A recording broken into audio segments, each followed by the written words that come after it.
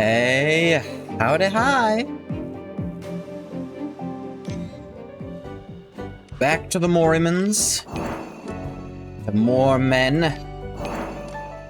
Sure, there's women and children involved somewhere as well.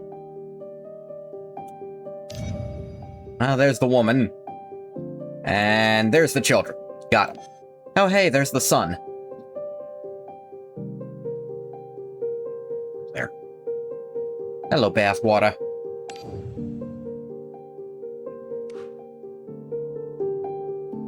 You.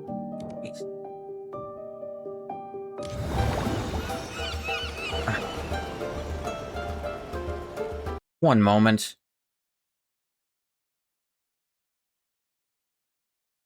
Sorry, same scam call's been coming at me like 4 times today. I finally picked up and told them what's been on my mind.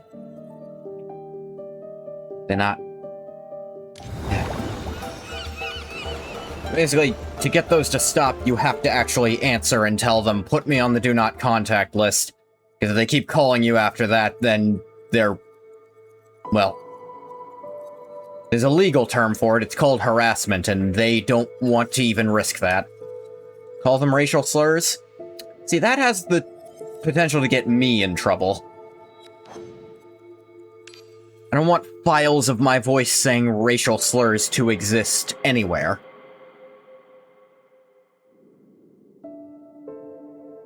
By the time you return to the hotel from the bar, it's late at night. Your mind is too restless to sleep as you think of the old friends you've not seen in so long. Head to the seaside to clear your thoughts.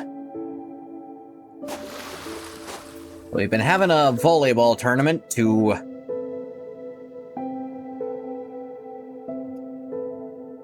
I'm not fully sure why. Fulfill the sun's requirement that we have a fight in a non-violent way? The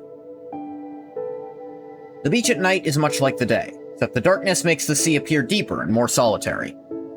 My cat keeps trying to climb up my chair and into my lap, but I don't want lap kitty right now. Let out a deep sigh. Fish, what is it, bathwater? Calling the moment you opened your eyes on the beach. Sadness and confusion suppressed by the daytime bustle resurface. General Kenobi? Opinion on Monk D&D. It largely comes down to the subclass, but overall, it also comes down to the addition. Overall, big fan. Me like punch things. But,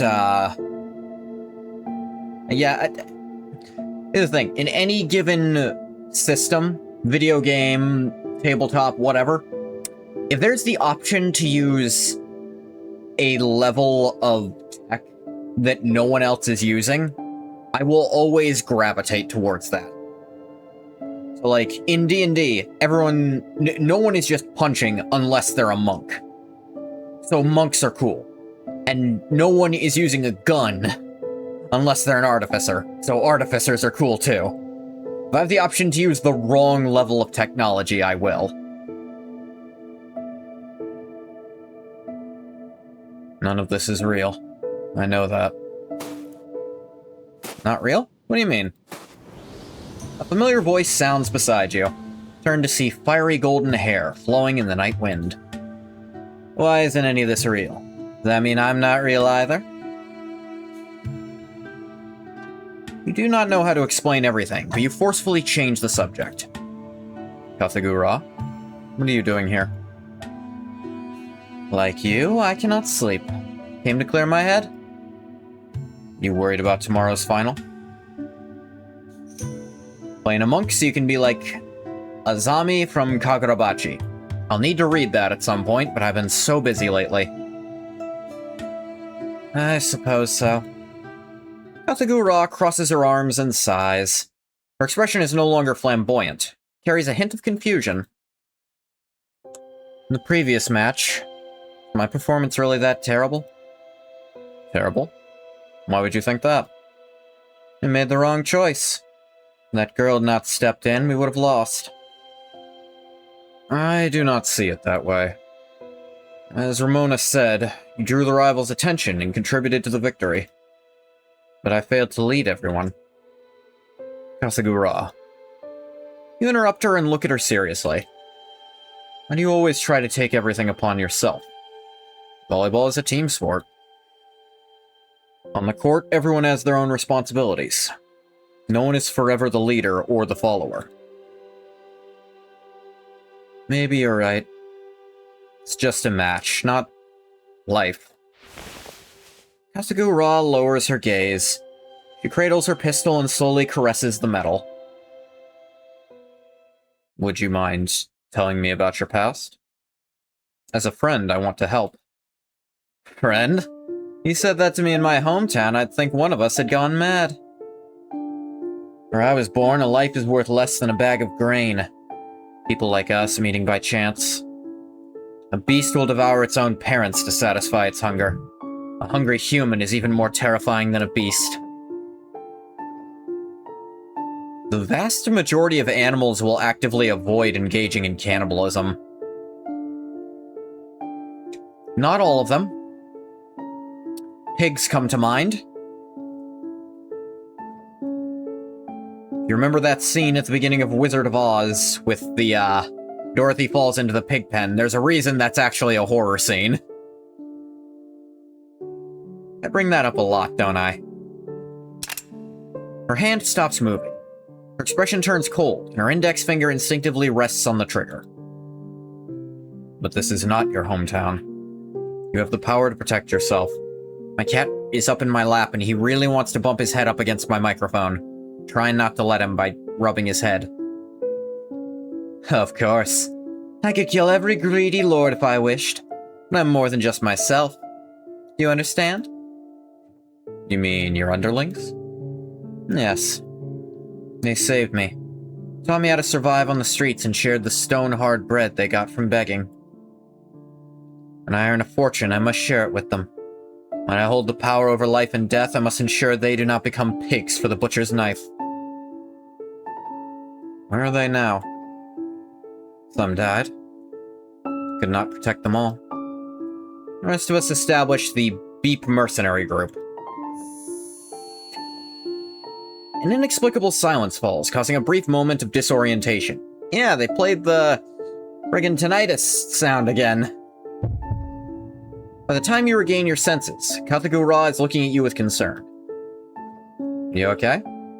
Seem to have a lot on your mind. Go back and sleep. Nothing makes you forget like a good night's rest. Many things in this world make no sense. Why lords are shameless, why life is harsh. All we can do is survive. For those who died, we must live with all our strength. As long as you are alive, there's hope. You understand? Katagura stretches against the night breeze. Gaze into her eyes and finally voice your thoughts. Might be reckless to say this without knowing the full story, but like a fledgling learning to fly, a person must learn to be responsible for themselves. No one can protect anyone forever. At the very least, you do not have to protect anyone in this volleyball match.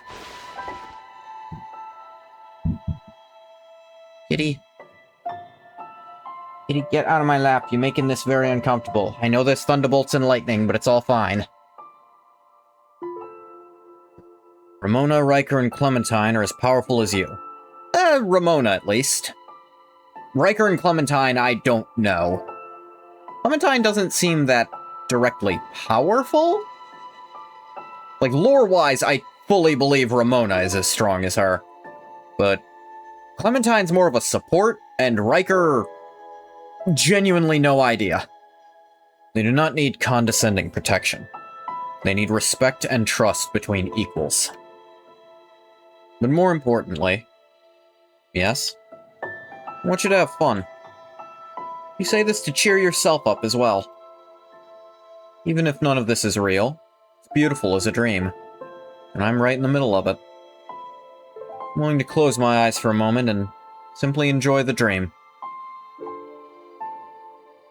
Fun? I never considered that. Crazy hype for a volleyball match. I have to be missing a lot of context. There's generally not that much, actually. The context is Katagura was the sun. she fell out of the sky into the water. Went to wake her up and she threatened to kill me for doing so. And I was like, you were gonna wake up in a minute anyways. Chill the hell out. She was like, fine, but we gotta have a fight first to settle this. Alright, we're going to fight via volleyball match. And then he finagled everything, so he's actually the referee of the matches, so there's basically no stakes anymore.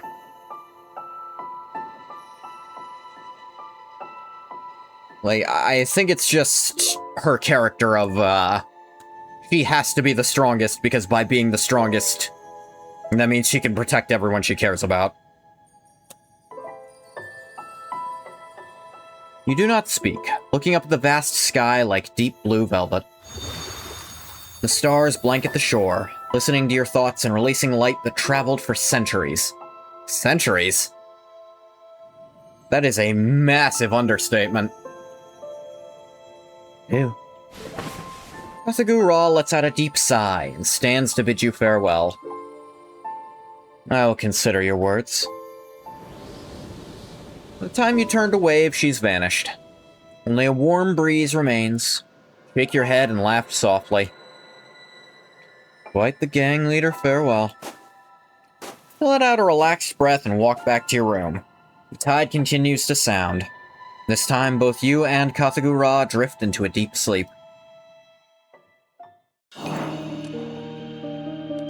And the whole point is, she's really overreacting to something with zero stakes. The only thing at stake is her own pride.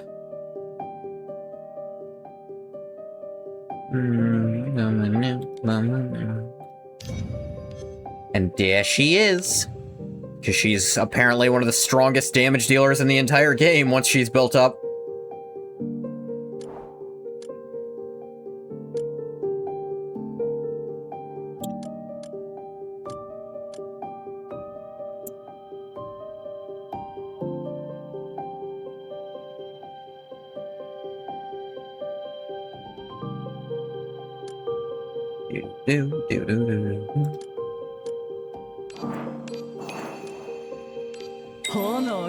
Which I do want to start upping her a little more. Yo, hey CG. Just upgrading the sun, as she is also the focal point of this current rerun.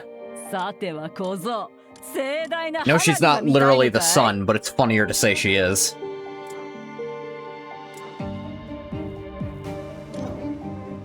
Chain of Darkness. Let's actually... Oh, I can totally do this.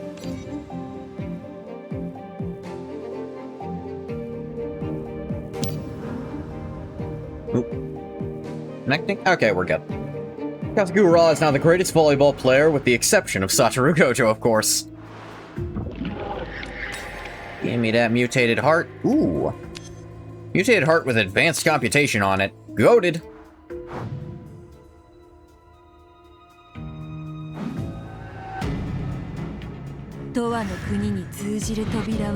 The US server still ain't great.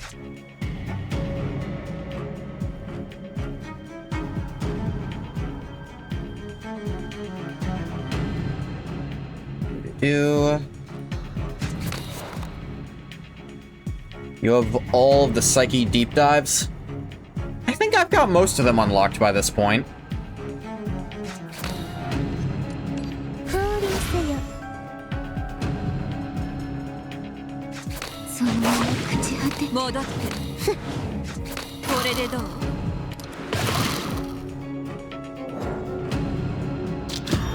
Owie, owie, owie.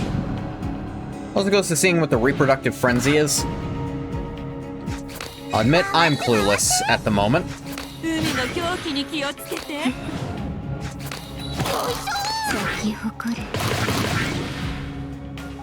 I'll admit there's certainly some characters in this game I'm hoping it involves.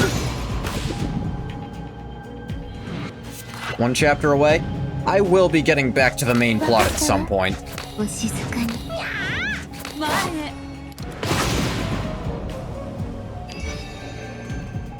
I'm not gonna stay doing this. Ooh, but on deep currents.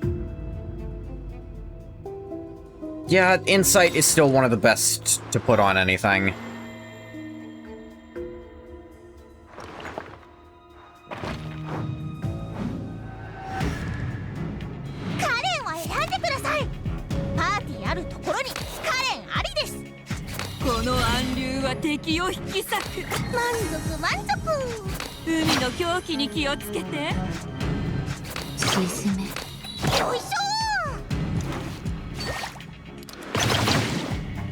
Little bit of shielding.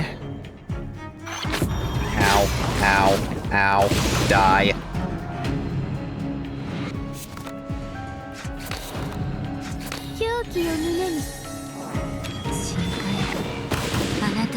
Yeah, just end that there.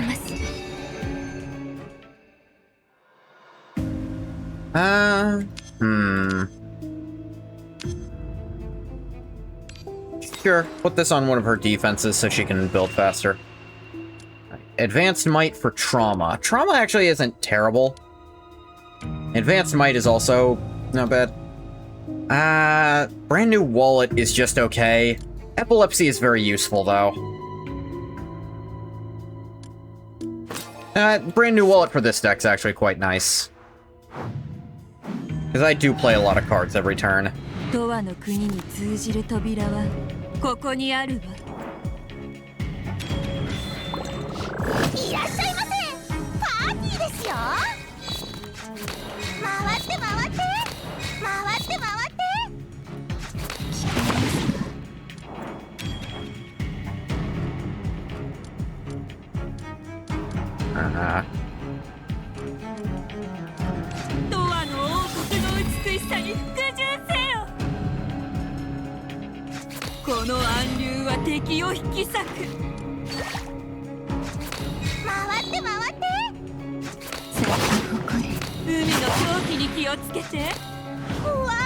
Build up a bunch for yourself there, and you get building. And the slaps to the kill.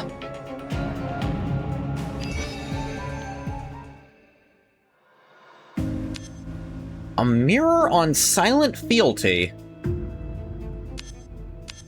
Not bad, actually. Yeah. Let's get the rouse. But who? I'm actually staying pretty durable. Like, I'm not taking that much damage, and I'm keeping my health topped off pretty well. I have a lot of card draw, so I think Abyssal Obsession is probably where I want to start. Because I can much more frequently get those big turns with her like this. Ooh, Yellow Snail. Don't gotta give me the hard sell. Just starting with an extra tentacle is so useful with this deck. Let's start with you do less damage. Almost 100 less.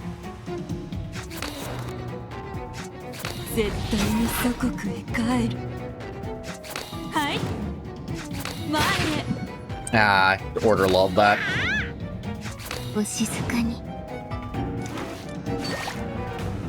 There we go. I take 2 damage this turn now.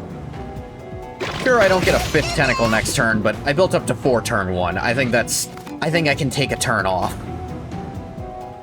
Okay.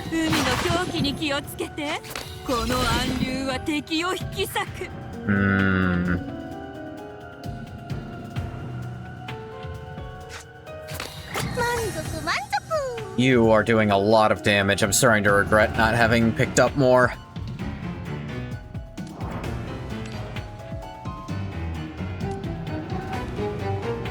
Mouse Wisdom won't really help me that much here.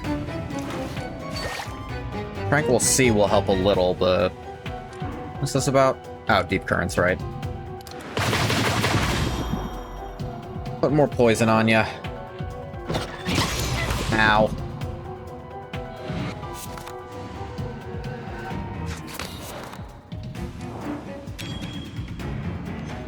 Sure, all of these. Bring me that lost city, baby.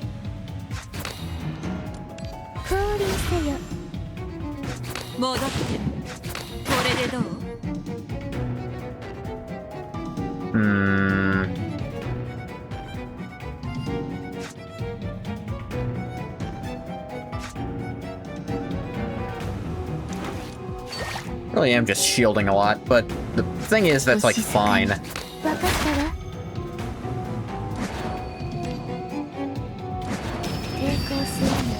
Madness infection.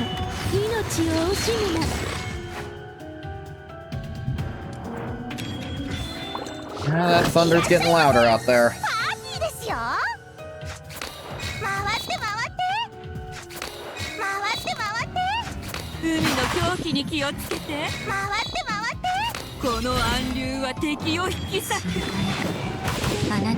Apply tons of poison. Now, all the slaps. Poison will kill you, rebel child of fate. Once resisted the fate of enslavement. Didn't resist hard enough. Ooh. I actually really like Swarm Mind. But that does mean I should definitely pick up one of the healer's rouses next. Soul Blight is just more consistent. It's very consistent healing. 50 every turn. Oh, Uncanny Companion 6. Man you encounter 6 times, so atop the steel frame. Fierce wind whipped his long hair. Pitiful creature. Who are you? Yeah, take the extra max HP, honestly.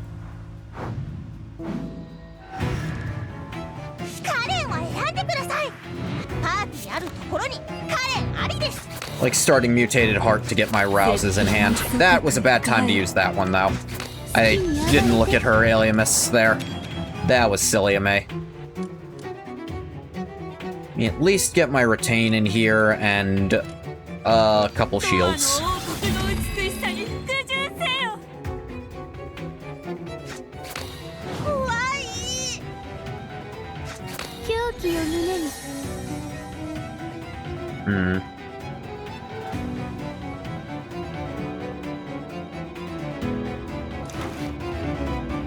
I have mouse wisdom. Smell of death just to cut that damage. Tranquil Sea too. I can take some damage. Okay, this Disilluted Hound. I think something's wrong with your UI, big buddy there. Okay, the Collaborative Dissolute's gonna die this turn. Weakness Curse, so you're basically doing nothing now.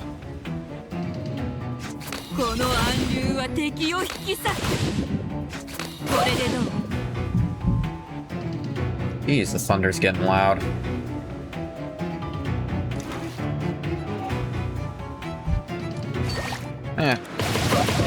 Take no damage at all, it's fine. This is a poison deck. The longer I last, the more I win, a lot of the time.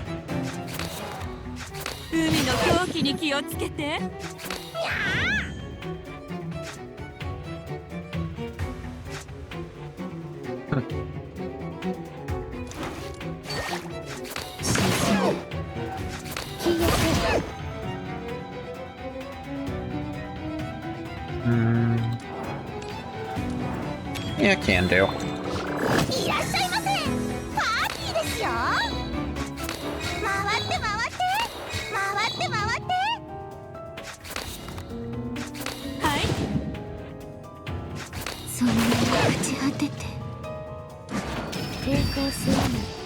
Madness infection.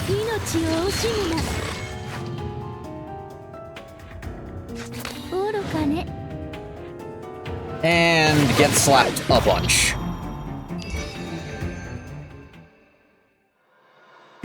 Okay. More insight, always good. Give me the money.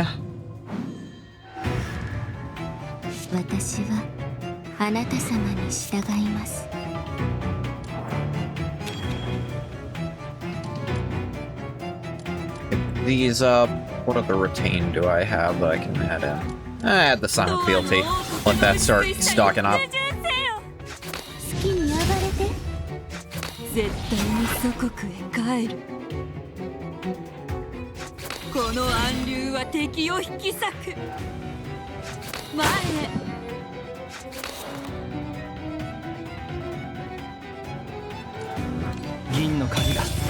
道を照らさんことを。海の狂気に気をつけて。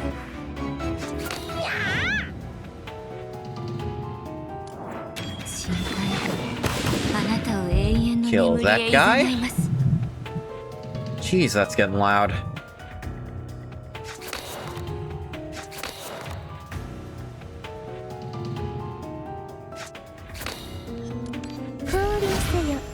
Curse you. Slap you. Defend myself. See, the passive healing there basically removes Swarm Mind's bleed effects on me, so I'm just having a second dot on them. 海の狂気に気をつけて。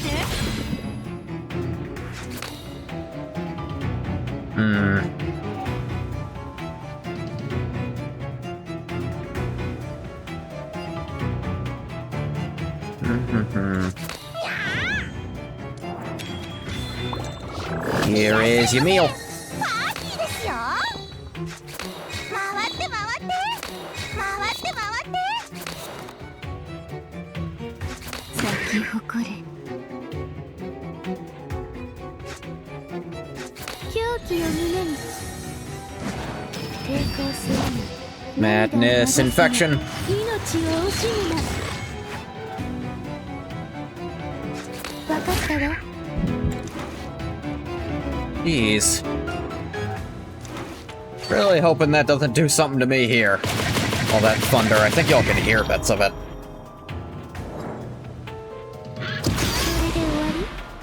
Goodbye, crazy horse. You're gross and weird, and I don't miss you. Okay, I guess Berserk.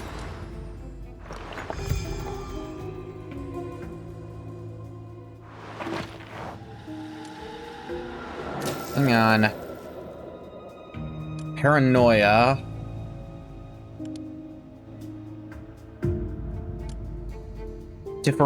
Star differential engine is so good that Paranoia is worth it. Go through this tunnel. Oh, let me get here, so I can awaken Nymphia. Shifting straitjacket's not great. SOS signal's nice.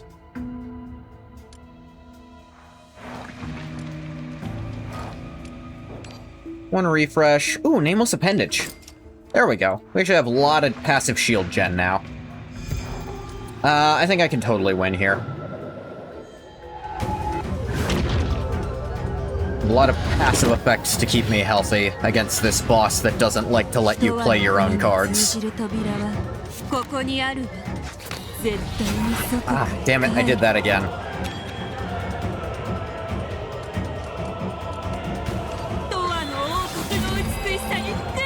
Wasted a bunch of Aliamus doing that. Can't believe I keep forgetting.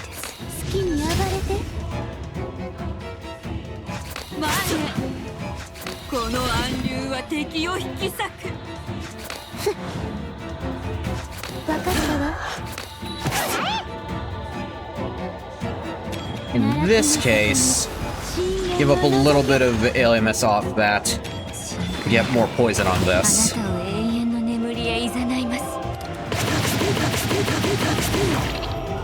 There we go. 1600 poison turn 1 is not a bad start. Hate does indeed devour. Blade cards will be exhausted. Yep. And that's going to straight up kill me, huh? Turn 2, straight up kill your opponent, huh? I fucking hate this boss, and I don't care who knows it.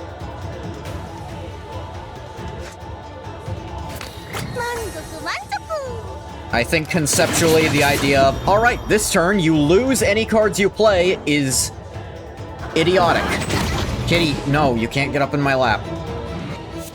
They just, from the baseline, I do not agree with where they went with this boss. And it's never fun to fight. It's always just, okay, then I don't play cards this turn, is what you're telling me.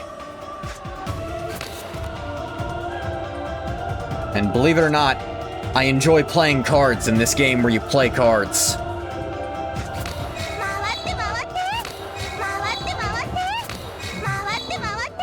Got a lot of weakness on that.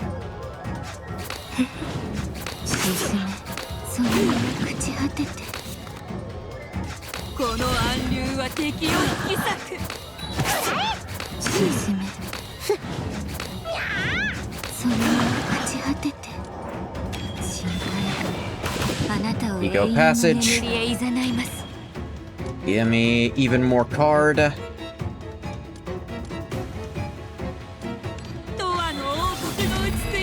Lost City. 海の狂気に気をつけてはいお静かに狂気を胸に Fate's Descent. Tell you what, get cursed even harder. I don't even... I can just drop that.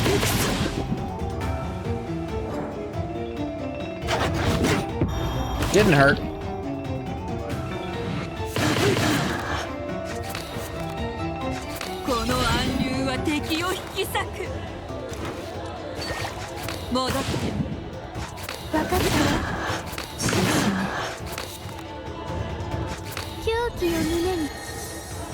Give me a ton of healing there. Once her over exalt is a possibility, and that card can now heal you for so much.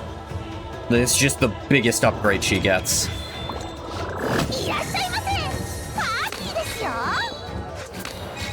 Let's apply as much poison as possible. I can do this.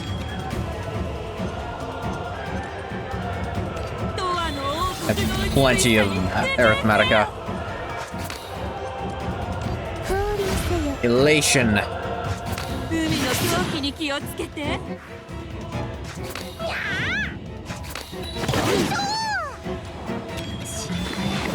Passage of the ego. Screw it, I have tons of key flare.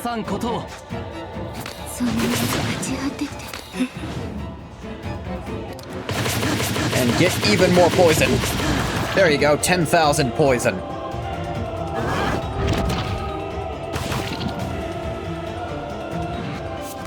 Hate devours? Probably. 24 strength, with a strike from other awakeners in a hand, low chance inspires, ignite everyone's battle intent, exhaust. Not right this second.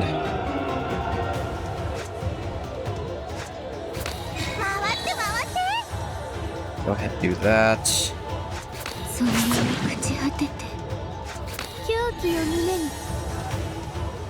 Almost at full, so I don't need to hate taking this hit here.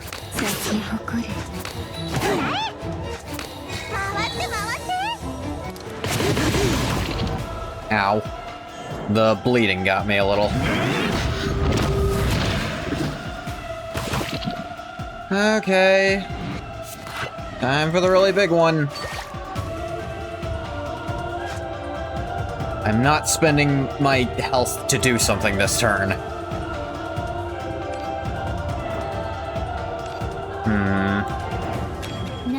This actually might kill now. And I'm an idiot. I forgot about that. Completely forgot that was a thing that could happen. God, I'm dumb.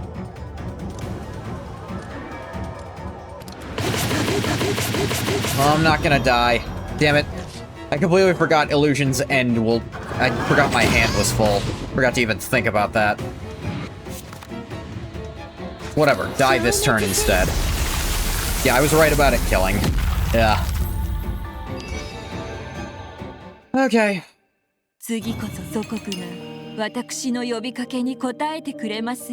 Case closed. Get a bunch of silver for doing that.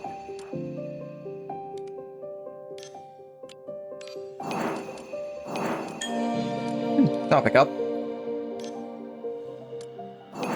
Just some script, but whatever.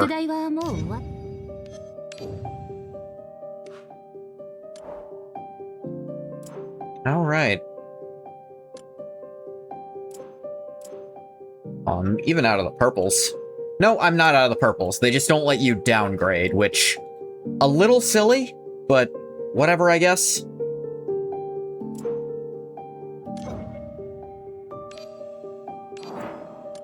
do Chaos Cluster a bit. I need so many butterfly crystals. 全部まとめてはおじゃ全部まとめて灰になるまで焼き尽くせ There we go. She's approaching being ready for use. And she's probably ready to be put into an actual team if I ever make one. And I have... Right. I was looking at this. I don't know if it's any good. Dull Inferno and Karen... actually, I think I need probably one more copy of Karen.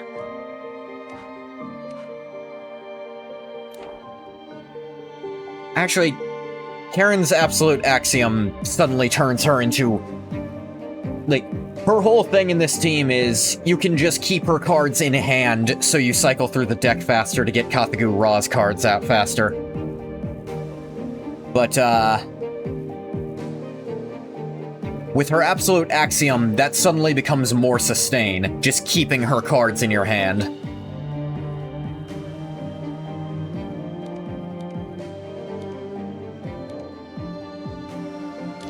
Anyway, yeah. Tangent. Match point. One who strives for first place would never fall in the same spot twice.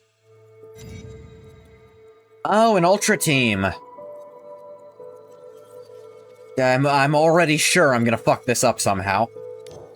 Okay, let me quick read over what these characters do. Lily is strength building. A lot of it, actually. What is Quasar again? Cards Quasar effect will trigger if it triggers Dimension Shuttle when played. Arithmetic cost reduced by 1 when it's pulled from Ultra Space. That's only the Quasar effect of these. Trying to get another weapon for your Poison team. You lose out to a card you needed to get anyways, because one of your semi-unlimited characters. Who was it for your... what were you trying to get for your Poison team?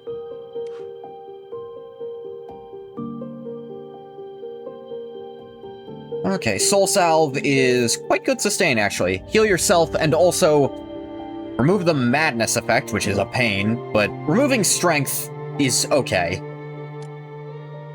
Karen's card. Oh, I have one copy of Karen's. I went out of there. Winkle, what the actual hell do you do? You got Tulu. Tulu's... I don't recall what his does off the top of my head. But Karen's card is... I also don't remember what it does, but I have it. My Karen has it equipped. Okay. Damage, gain Alimus. Okay, she's Ultra Counter. Who is also anti-barrier.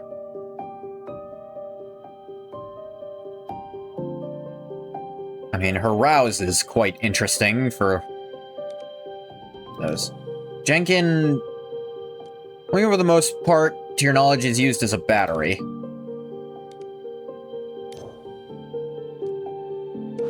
Let's say. Yeah, her Exalt gives targeted Aliamus. And make that Awakener release 2 Exalts this turn. Yeah, that's pretty nice.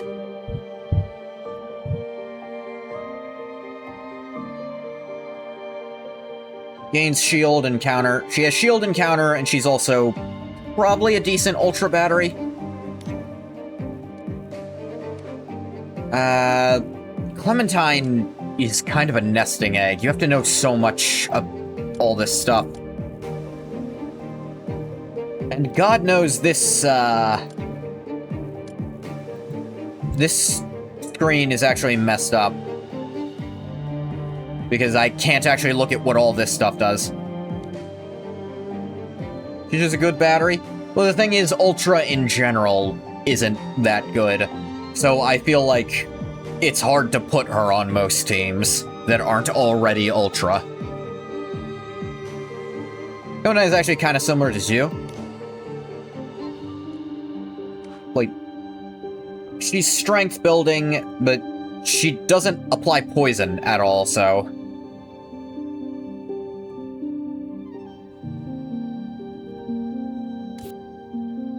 You mean Ultra is one of the best ones in the game? From what I've seen, the Ultra Awakeners... I don't know. To be fair, I know they're still better than Karo, which kind of steps on its own toes with all the Devour mechanic. Okay, what the hell do you do, Caster? Wait, I think the real problem is, again, they step on each other's toes with Quasar. Same problem Karo has, where there's a limited resource they all have to pull from. They can't all get the Quasar effect, but so many of them want to do it. God, I sure do wish this screen let me know what Onyx Plume is, but it doesn't let you zoom in on the Exalt. I guess I'll just have to figure it out. More of you choose one particular character and then you go with his move first. The beach volleyball final begins now. Let us welcome the Doll Inferno team and the Kazagura team. Which team will seize victory? My heart's racing with excitement. Click on the ultimate icon. Tried that too. Wouldn't do shit. Like, I tried. Trust me, I was pressing every which place the ultimate could be considered. Wouldn't let me zoom in. Amidst applause and cheers, the two captains lock gazes and walk into the arena. Oh. No declarations of being the final winner this time, Kathagura? No, because... final winner will not be I. It will be us. Kathagura turns to her smiling teammates and flashes a mischievous grin. Still not used to cooperation, but I will try. Qualified captains should listen to their teammates' advice, after all. Yes, we are a team. The luckiest team! Seems someone has finally worked through whatever was troubling her and come to see this. Yes, thanks to a private talk with Keeper and Goth, I finally understand. At her words, all eyes turn to you. Doll rolls her eyes dramatically. I think the match can begin now. The arena refocuses on the game, though several piercing stares remain fixed on your back. You wipe away a bead of sweat and blow the whistle. Now Doll Inferno serves first! Doll adjusts her footing to find the optimal position. Suddenly, Kazagura speaks. Ramona, you take command of this match. You're better at volleyball than I am. Do not let the captain down. Alright. Ramona nods, her face showing the faintest of smiles. Just then, Doll stops in her tracks. She hurls the ball into the air and raises her arm. Looks like Doll's about to unleash her unstoppable jump spike serve again. How will Team Kathagura respond? Stay tuned!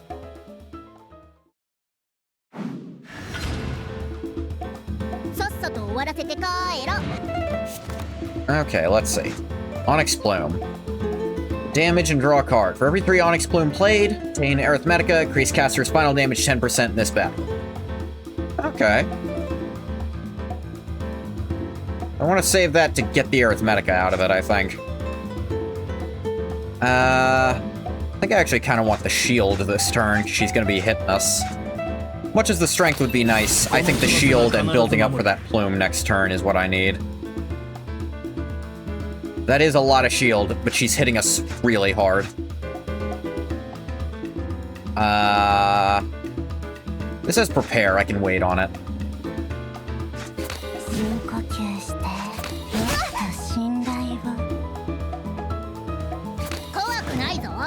Okay, just discarded an Onyx Plume. Jenkins' card draw is not amazing, actually.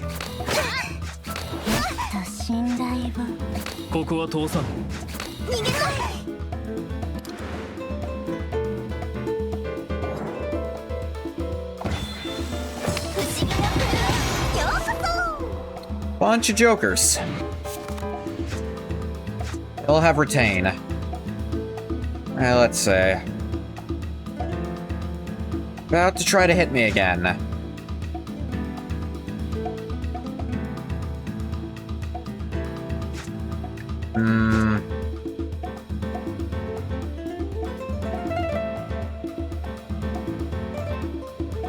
This. Let's actually just use these to get them out.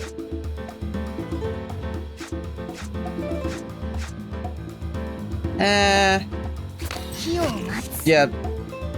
What? What?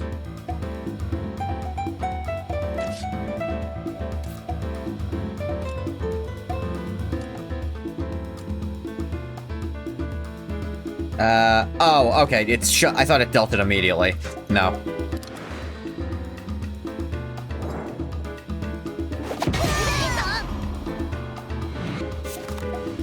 Okay.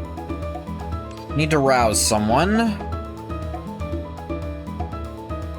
Not Jenkin. Let's see. Damage always critically hits. That's really good. After playing Onyx Bloom, inflicts stacks of corrosion. They resent shield from keeping Onyx Bloom cards in hand at turn end. Wow. Shield and counter up. Playing a card, gain Alimus and gain stacks of counter. That's also nice. Our first card played each turn triggers its effects 3 times. Most of its effects, not all of them. Any of these could be good, actually. But I think the battery is probably the best option. Let's see over Exalt. A ton of gain, wow. I don't need healing this turn.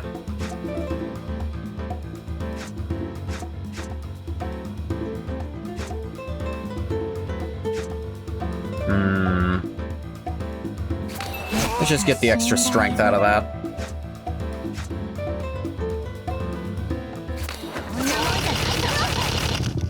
Hee hee.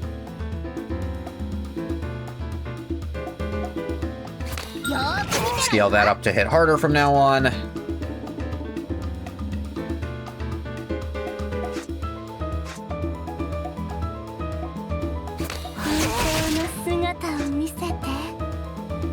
Don't need to do that. Let's actually eat this. Okay. 2.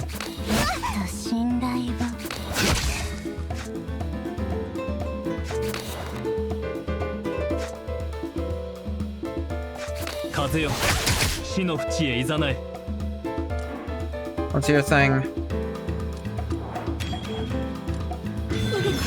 Formless shifting. And Dirge of the Unbroken. Did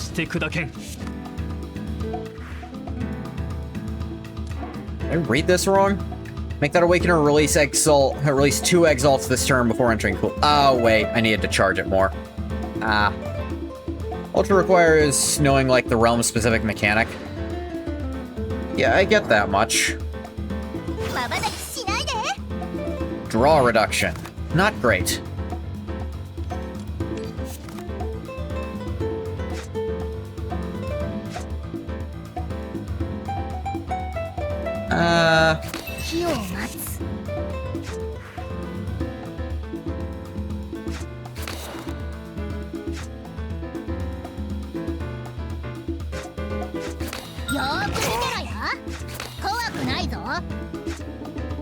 Where the fuck did those cards just go?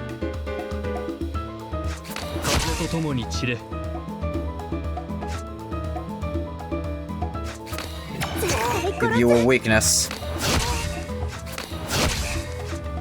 And go get him, Brown.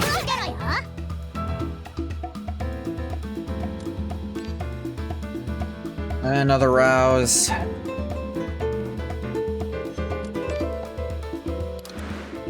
Use that next turn. It was discard? Right, it was hers. Again, Jenkin does not... I was told Jenkin was quite good, but that card draw seems to just be garbage.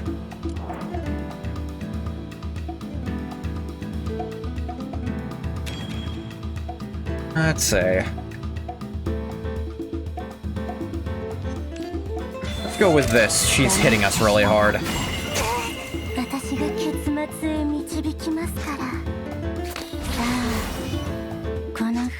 Corrosion is very good.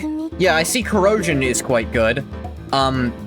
She seems to have removed it from herself, which makes it a lot less good, if that can happen.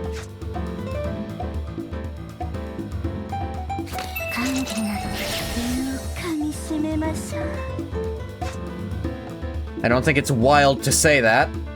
Just like I hated the one boss I fought so far that actually just straight up removed, it goes away on hit. Okay. Then clearly corrosion doesn't work how I previously saw. Or maybe I'm thinking of something else. Closer to you punch him, punch does that damage, then corrosion activates, does its damage. Again, that's cool, but that's not what I thought corrosion did.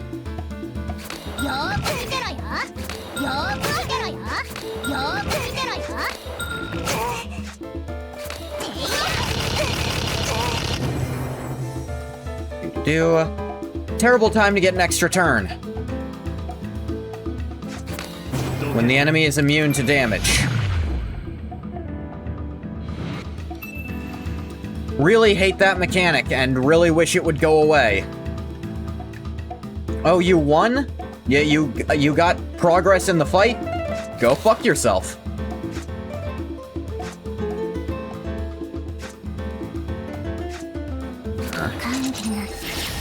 You can delay it? Yeah. Well, how? The game sure didn't tell me how to do that. Because the game sure doesn't tell you a lot of things. It sure was replacing the end turn button, therefore not really telling me how to delay it and implying I don't have a choice. Too late now? I might have fucking realized.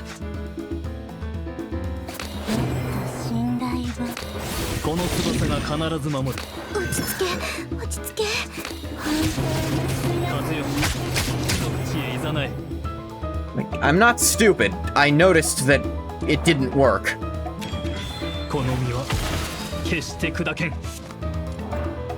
Couldn't hear you, you crashed. Okay.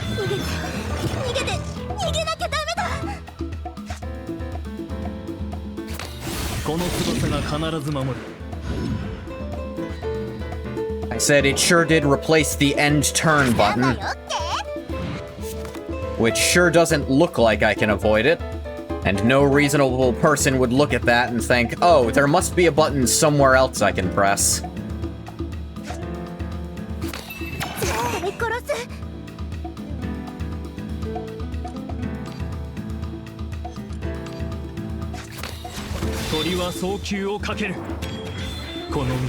Put the vortex next to the bar of cards.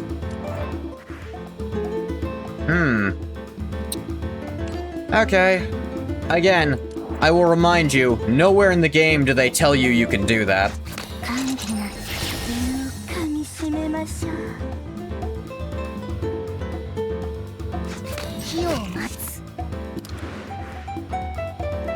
It's just kind of, figure it out. Does this look like it does anything?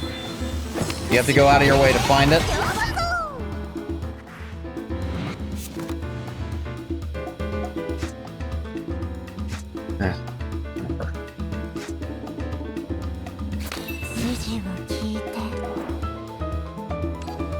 He stacks 30. That's fine. Life form reconstruction.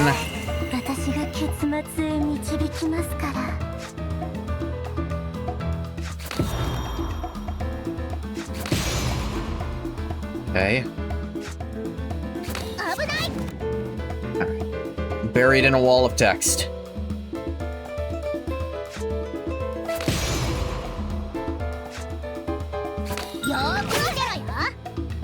Oh, good, one of these.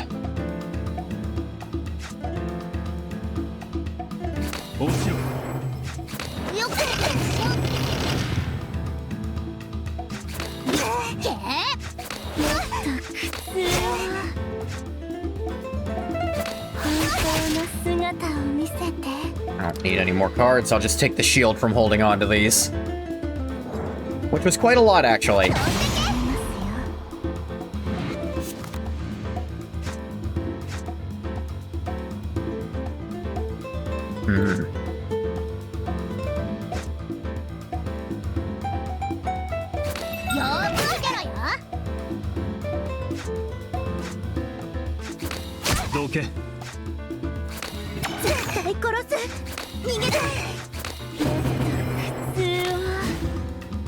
The reason you know it exists outside of being told is from a singular video explaining why certain character technically nerfs the realm to make themselves stronger.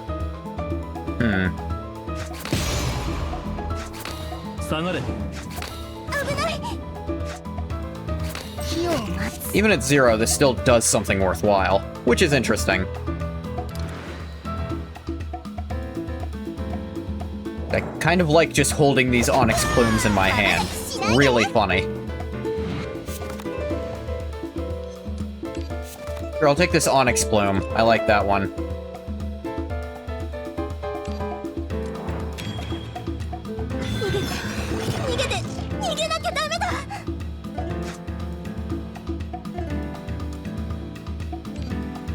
Do I even need to do this?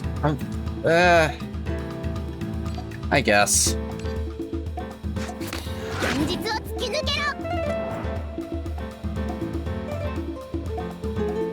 That would overfill my hand, though.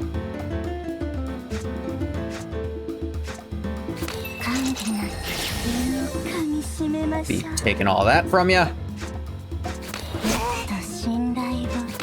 Not trying to do all these, but okay.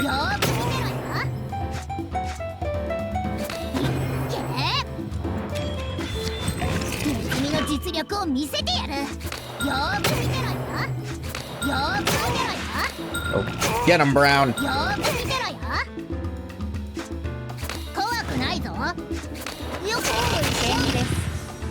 Right, this part.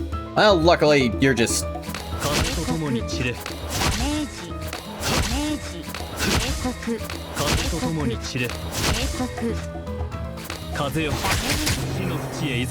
Luckily, I can do a lot of things still.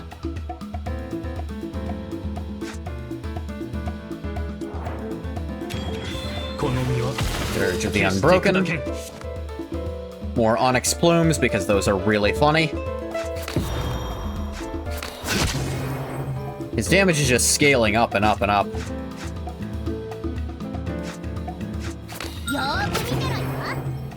And got to the point.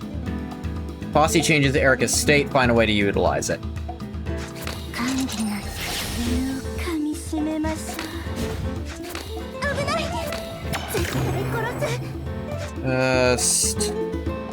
Caster's like one of the best Ultra characters. He seems like it. He seems like if he lives a long time, he just starts really being funny. Oh, look at that. I think I might have played too many cards this turn and the game got mad.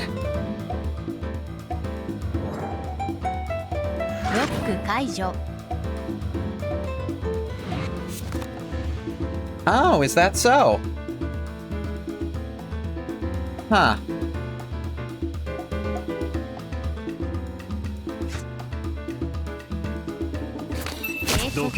That's not gonna help. This might, though. Okay, one weakness helps a decent amount.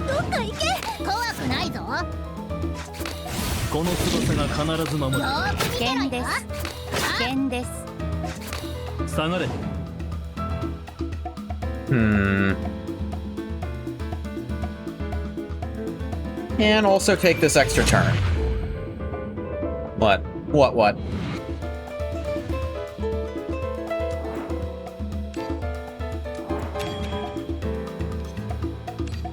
Let's just reduce the damage you're about to do. Much more manageable. And what's your over-exalt? Would it be worth it? Add 6 Onyx Bloom instead of just 3. Increase the amount of shield released by Onyx Bloom 10% of caster's defense. Each time you play an Onyx Bloom card, additionally inflict caster's attack. Okay, I think I actually want to get that out.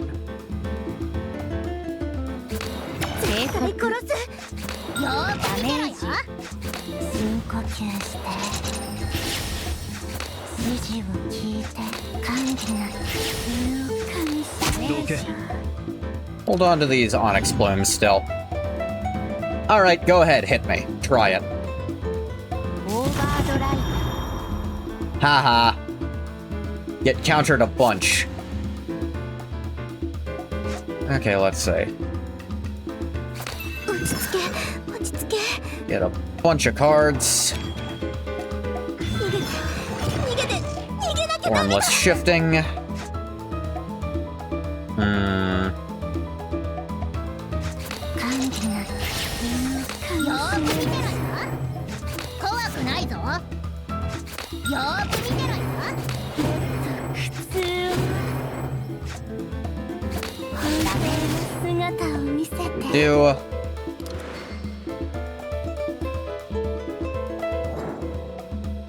コマンド Ooh, this might hurt.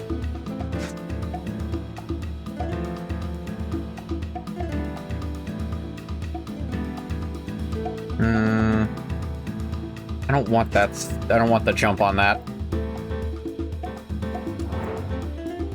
Hang on. I have enough space in hand for this, yeah. 君の実力を見せて Mistborn Street Urchin. よーく見てろよ。 Get him, Brown. Get him, Brown. Get him, Brown. Get him, Brown. I do not want to mice assemble this. 銀の鍵が Voice in your 手を照ら head. さんことを Switching to defense mode. Why are you still attacking for over 1,000 damage then? I'm not sure you know what defense means. 危ない。下がれどけ指示を聞いて本来の姿を見せて火を待つ。 Alright, that did more than I was expecting. And that killed. I don't know what any of this does. I had to go off pure vibes to figure out how the hell half that worked. Volleyball grazes the net and drops toward the ground. Riker intercepts it and returns it in a counterattack. Erica's attack is blocked. Facing the opponent's block, Doll executes a sharp diagonal strike. Doll Inferno team scores. After a brief whistle, the court quickly returns to life. Kathagura attacks. From the strike to the floor, it only took 0.9 seconds. Incredible speed. Kathagura team scores. Oh, not bad at all. Again. I'll see you to the end. The court erupts once more. Amidst sharp whistling sounds, the volleyball soars across the sand, leaving a blurred arc of motion. Even with abilities forbidden, the fighting spirit of the Awakeners ignites their physical strength. The exchanges grow faster. Pandia's commentary accelerates to match the pace. A counter! Blocked! The ball goes to Clementine, but she's intercepted. Winkle and 24 both move to receive. They hesitate, yielding to one another. In that instant, the ball hits the ground. Kathagura team scores. Riker's defense is flawless. What a beautiful pass. 24 strikes the ball. Clementine tries to block, but 24 powers through with sheer strength. Beautiful. You know, trying to describe a volleyball game via only text, I don't think it's as exciting as it probably was in the head of the person writing it. There's some things that just aren't gonna translate into novelization very well. Score is now 14-14. The match nears its conclusion, both sides hold nothing back. The ball moves too fast for the human eye to track. Plunge into a fierce battle. Riker, Doll, Kathagura. Damn it, they're hitting the ball too fast. Can't keep up with the rhythm anymore. Andia stops her commentary and puts her hands on her hips. Everyone stares intently at the court, waiting for the decisive play.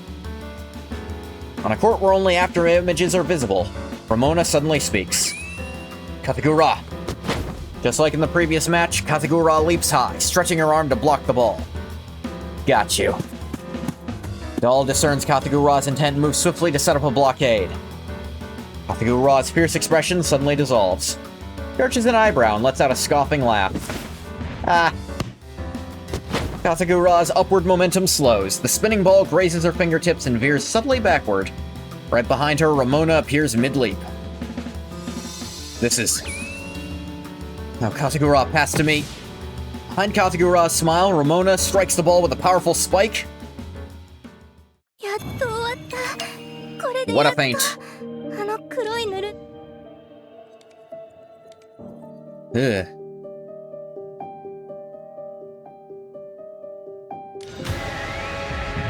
Hush you. Champion and Chaos. The champion deserves a few small privileges. Jeez, it is only thunder out there. The entire stadium falls silent. Every spectator holds their breath, waiting for the result of the final ball. The unexpected trajectory sends the volleyball gliding past Winkle's reaching hands. With a loud thud, the ball hits the ground and bounces toward the sideline. Kasagura team scores. The match is over. Good children, congratulations to the Kasagura team on their victory! After a moment of silence, the scene erupts into a mix of surprise and cheers. You did well, Kasagura. You've clearly mastered teamwork. Congratulations. Back when I was fighting with my younger brothers, I never tasted defeat. Spoken like a true boss. Very professional. Looks like I've won again. Need to make time to settle the bets later. Settle the bets? I couldn't help but open a round, wagering on whether we would win or lose. I went all in on our victory, of course. Ah, is it that same lonely good fortune as always? Seeing Riker's smug look, you shake your head. Doll approaches with her team. Not bad. I'm not one to stay in place. I do not make the same mistake twice. Fair enough. Match log archived. Rated S rank. Evaluation. Excellent match. Yes, it was an amazing match. We all enjoyed the process. Of course, losing is a bit... Sorry, they are a bit excited. 24 covers her mouth to prevent her other personalities from making extreme remarks. Winkle, why are you so quiet? Winkle bites her finger, her eyes darting around restlessly as her emotions grow unstable. Prepare to comfort her. Kasagura places a hand on Winkle's shoulder first. And if you lose, are there serious consequences? Still standing here, aren't you? Huh? What are you saying? Just as the Keeper and Ramona said, everyone in the field has their own responsibilities. You did your best, you have completed your task. That's so. That's how it is. Kasagura gives Winkle a hearty pat on the shoulder. Kasagura also needs a goddamned nickname. Then you're stumbling forward, then laughs cheerfully. If you lose, just win next time. Don't take it to heart. Win back? The match is already over. Ra gives a mysterious smile. You want to probe further, but Pandia begins to urge everyone along. Although this was a spur-of-the-moment tournament, I still prepared a trophy and prizes, so... Contestants, please come forward to receive your awards and give your acceptance speeches. As Pandia speaks, everyone gathers around curiously to see the prizes. Huh? You see prizes that cannot be displayed in public, your eyes widen in shock. Damn it, are these dildos made from the cast of my dick you made? Pandia, those absolutely cannot be prizes. Take them away. These are items from my personal collection. Each was carefully selected to bring them supreme joy. That is exactly why they cannot... Never mind. I'm taking care of the prizes. Right, this event, you suck and couldn't get 3 stars on all the missions, so you need to go back and do it. I totally get not getting it. Welcome in, Danastic. Like, the best advice I can give is read very carefully over what each Awakener does. Like your own. Like, look at the cards before you play them. Some of these teams kind of auto-play themselves so long as you get them through the early game. Like, the Ultra team at the end, I feel like if you get through the early game, you could kind of just keep going. Like, there was a point where genuinely they were producing so much power, it didn't matter that I wasn't doing anything. Perhaps, Ungath, I can fulfill your wish.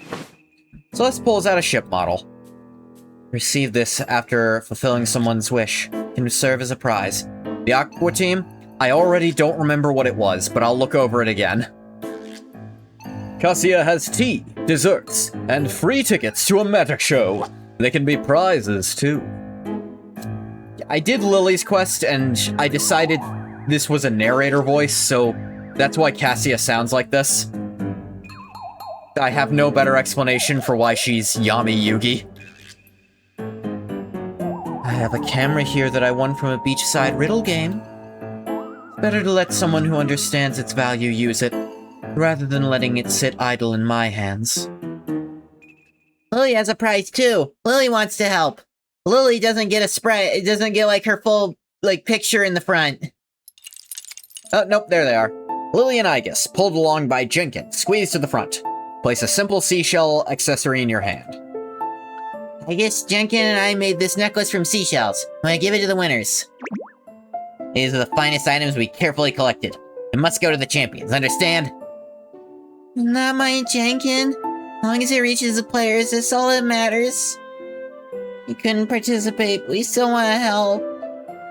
I told you this would be a big help, right, Ngoth? Yes. How old is Jenkins? I mean, 12, I think? She's not much older than Igus, if she's older than Igus. To be fair, they're both orphans of unspecific age. Although... we need to ask 24 how old Jenkins is. She seems to be as old as the other two here. Although, Lily's actually, chronologically, she's 60 by this point. But mentally, she's still as old as she looks. Didn't really understand the Karo team. The Karo team... I remember I had to just keep healing. I had to make very liberal use of the Karo heal mechanic to get through that. Which, I mean, that's why it's there. They're all wonderful. Gently ruffle the children's hair, feeling warmth in your heart at their smiles. Thank you, Daughter Brigade. The ceremony follows. Top 3 team representatives step forward to receive trophies and gifts under your and Pandia's gaze. I choose Miss Cassia's gift, so I'll share it together. Main problem is beating it within 12 rounds. I feel like that's not usually too hard. You just gotta make sure you're stacking up your way of dealing damage. I'll take another look at the Karo team to try to give you some better advice. Such a generous decision. My little knight is as adorable as ever, always thinking of others. Skip the magic show tickets, though. Doll, it's your turn. They seem quite interested in the camera, so... could we?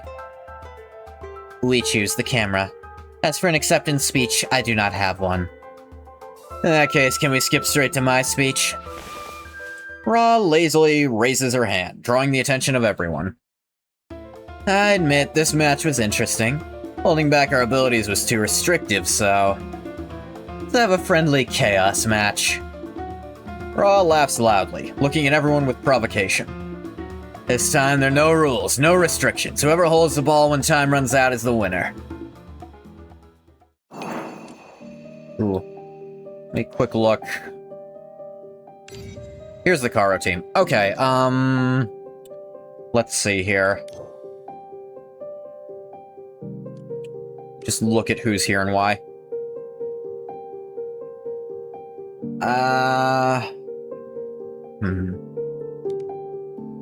So I would say Igus is probably very central to this team.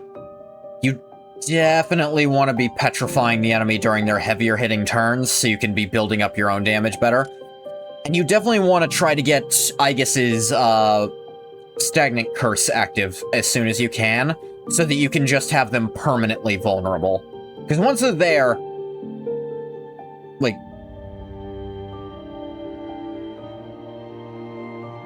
of course, Igus is very central to making any given Karo team work, I feel. Make the enemy permanently vulnerable, have some nice alienists to build in. I believe Dorasane is your primary actual damage dealer here. Yeah, you definitely want to be getting, you definitely want to be stacking up your strength for his, stuff.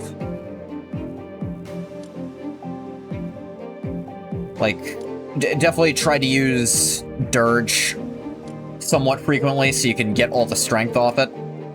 Ugh. Is Crimson Invite also quite necessary? I think Thighs, I don't know how to say it. She's the one who's going to be building up your strength, but... honestly, you mainly want her to be building up your strength, though she's also going to give you the key flare necessary to rouse everyone.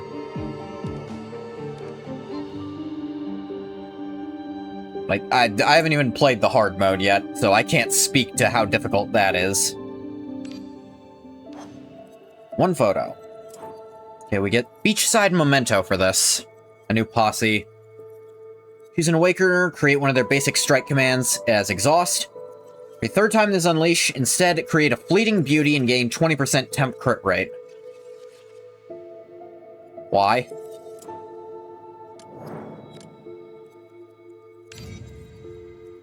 Okay. Here's the Chaos team with Mouse Wisdom. Karen with Kathagu Raw is already kind of working. Ramona Time Worn also already kind of working. This one has better skills, although mine has more things. Riker, I think, is the only one I don't know how he works, so let's look real quick. Huh. That's interesting. He has a weird mechanic of consuming black sigils to play his cards more, if you don't have the arithmetica to play them. Okay, what's his rouse do? Gain strength, gain a selected chaotic legacy relic, upgrade an already owned chaotic legacy. Following 3 relics. Lucky Wind, increase crit rate 10%. All Riker and dice rolls will never result in the minimum value. Is dice rolls? Okay.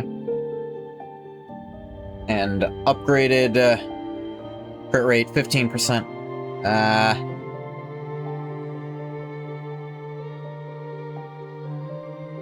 Maximum value of random results +1. Okay. Can't roll the minimum, and the max possible is +1. That's all cool. Otahedron dice. Each time a posse is activated, add Otahedron dice to your hand. Sure do wish I knew what that did. Change to add a Shining to your hand. Big Mouth button. Turn start, and when Riker or Dice's random effect triggers, gain 50 key flare and 2% crit damage up. Crit damage up to 30% crit damage. Change 100 key flare and 4% crit damage up.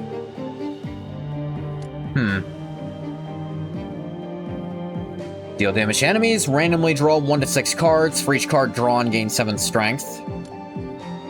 Okay, deal 60 damage, choose a card from the draw pile, place it in a hand. Oh, a tutor. It's a critical hit, reduce the chosen card's arithmetica cost by 2. Okay, then it sounds like you just want Lucky Windcoat first. Or, maybe. Crit rate's good. Deal 60 damage 1 to 6 times. Obtains 15 Aliamus, and for each critical hit, gain additional 3 Aliamus. 6 or more instances of the damage are dealt, obtain an unexpected gain with exhaust and 0 arithmetica. Wish I knew what unexpected gain oh, it's this, right.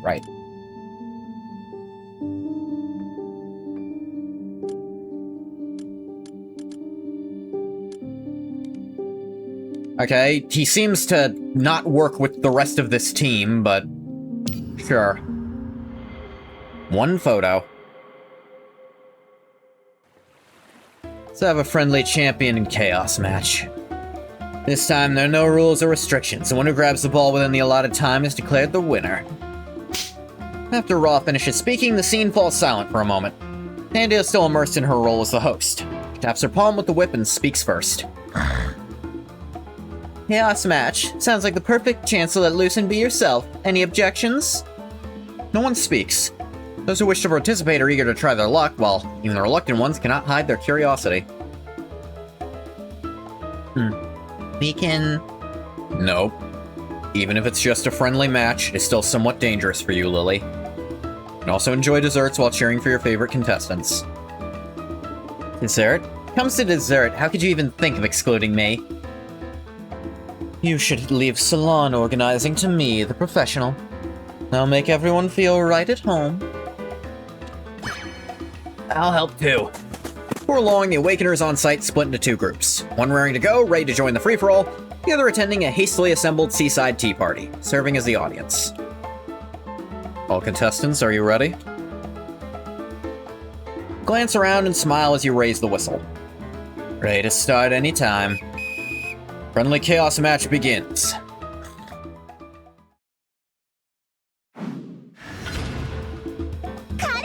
Against Blade of Utopia, Endless Judgment. Now let's see. Wolfman has support damage because he can grab any card in the deck, put it in your hand for 0 cost. Yeah, I saw that much. Like, all his other mechanics seem very gimmicky, but this specifically seems quite nice. And also his ability to generate strength with his Exalt seems good. Ramona also can just build up strength.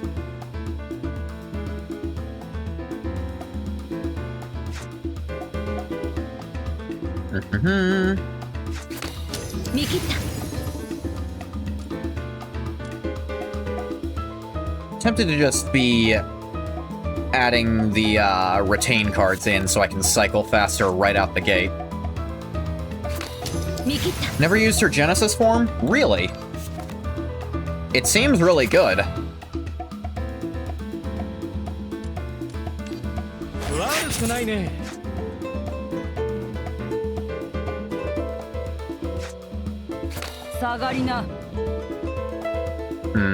Didn't think that through all the way.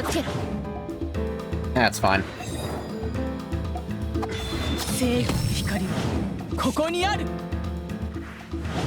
Threw rocks into my deck?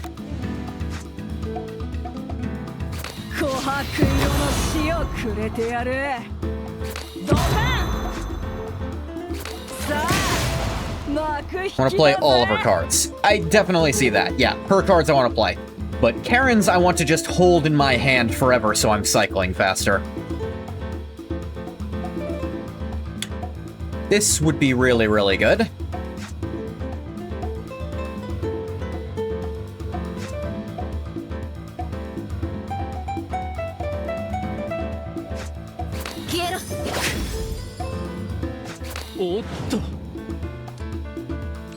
Who do I want to rouse first is the question. Let's see,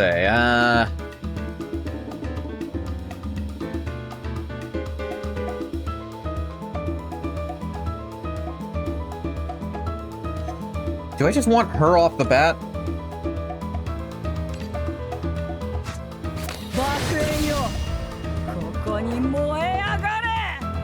He does just give free artifacts. That probably would have been better, yeah.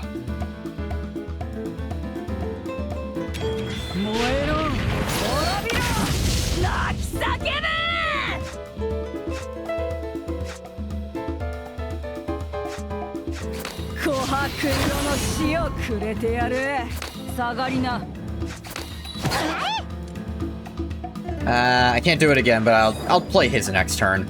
I should have just done it sooner.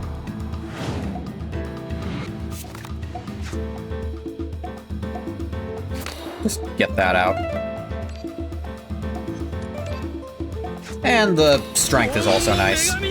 Okay, but which one do I want? Hey Fish, hey Techno. Technically play his defense and strike for free. Yeah? Yeah, because there's no black sigils this. Nice summer event? Yeah. Let's see.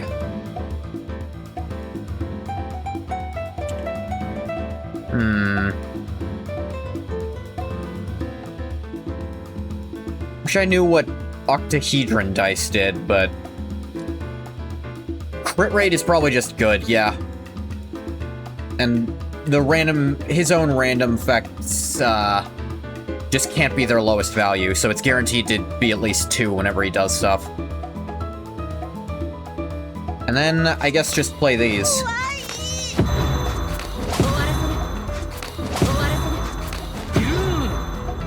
Prevents him from, like, rolling anything lower than a 3. It said it prevents the lowest roll. Cannot be the lowest value. That says to me, I think you have to get the upgraded version to make it... The upgraded version... Okay, so by default, it's you can't roll the lowest, but then the upgraded version also adds 1 to whatever result you would have gotten. So I think then it's you can't roll less than 3. All in. Ooh, 5. Throw rock. Here's your meal. いいですよ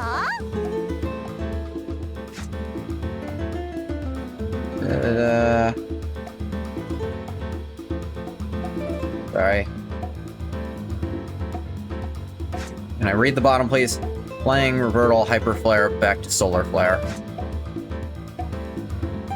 I have no Fiamma? At all? 欲望と悪意の中で That was probably worth 燃え尽き it. な回って回って Though maybe I should have built more strength first with this. 回って回って さあ幕引きだぜ You have to do a bunch of marvelous cuisine before you do that. Yeah, I probably didn't think that through even slightly.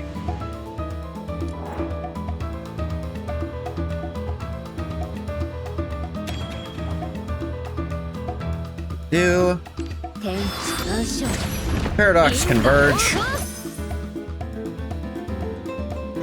It's fine, I can just do this. ドカン燃えろ滅びろ泣き叫べ欲望と悪意の中 Tee hee で hee. 燃え尽きな Just a flat 10,000 damage. Good mouse wisdom too. Yeah, probably fine. Maybe I could have done it first to end them.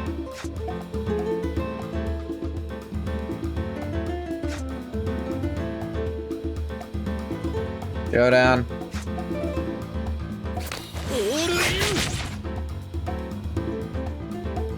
I sure did play Showdown.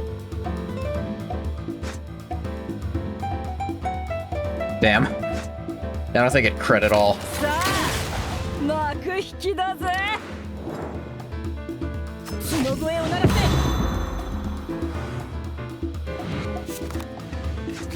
Throw rock. Let's... hang on. I need to wait till there's another one in hand so I can put the Fiamma on it, frankly. おっと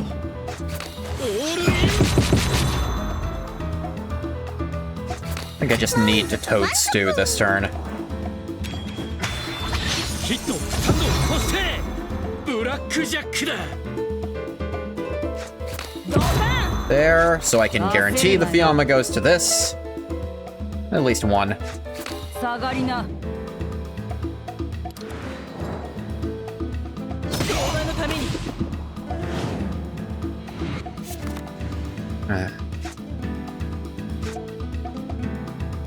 Yeah.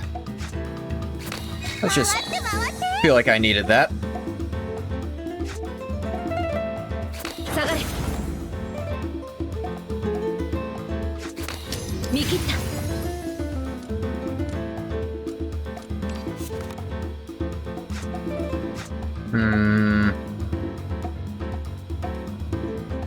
Yeah. It's AI bots trying to sell me AI stuff. They're not worth having around, trust me. 薬剤降臨いらっしゃいませパーティーですよ Just setting up for that. おっと Now at least when I'm playing her defenses and strikes, I'm healing a little. Screw it, Showdown. There we go. 体当たりだ Yeah. Yeah, gonna hold up on this for just a second. 戦い抜くぞ You really want to hurt me, huh?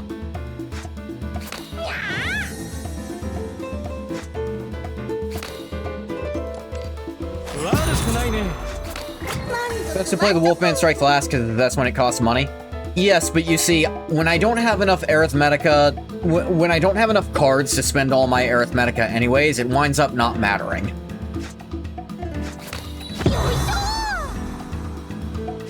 消えろ I don't know why I did that instead of blocking. I don't always think this through. お前のために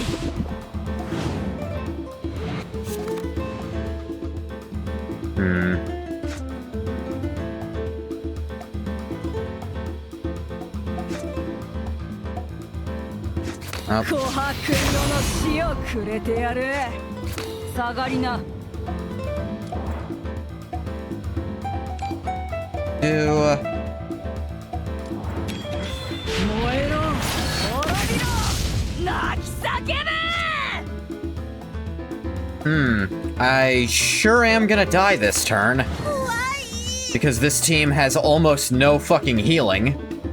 Very little sustain. おっと And she has some on her defenses, but nowhere near enough.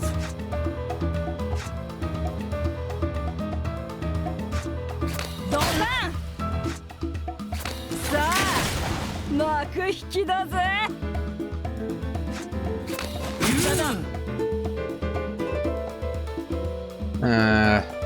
I'm just gonna die here. Managed to death resist, but that didn't feel good at all. Well, 回って回って回って回って回って回って let me say, I'm a 1. You know what? I can do that again. いらっしゃいませ。パーティーですよ。回って回って回って回って Can't draw that many cards. The strength would be good, though. 回って回って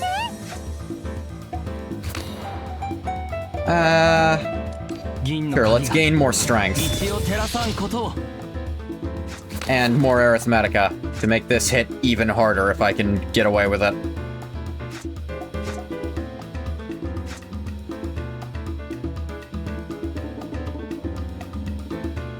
Do I play this here? I think so. It hit really goddamn hard. Ah, I had mouse wisdom, I shoulda. Whatever. I don't even want to keep play arouse anyone.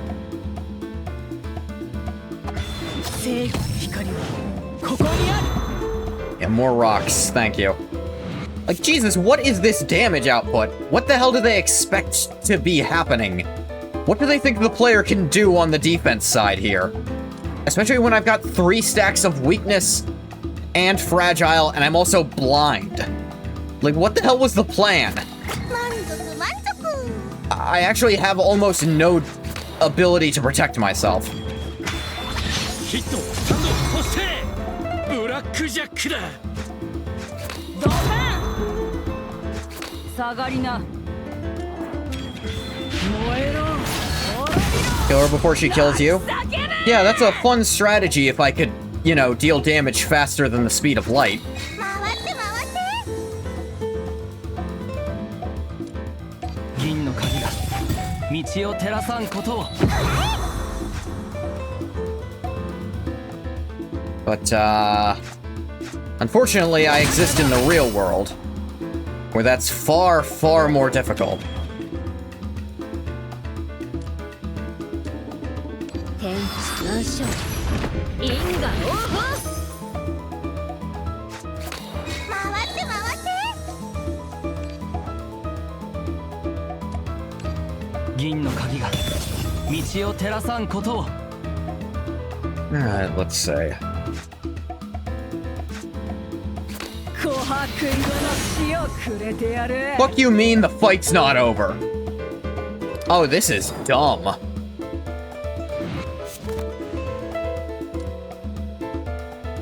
Okay, what the hell are y'all expecting out of me?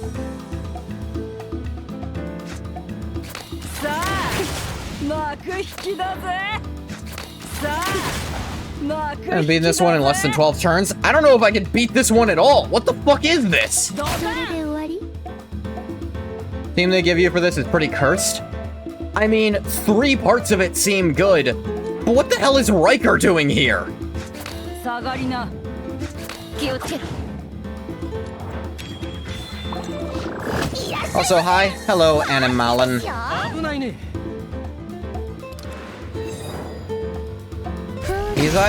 Is he?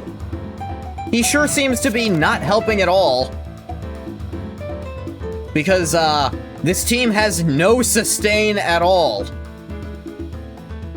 Except for Karen, who...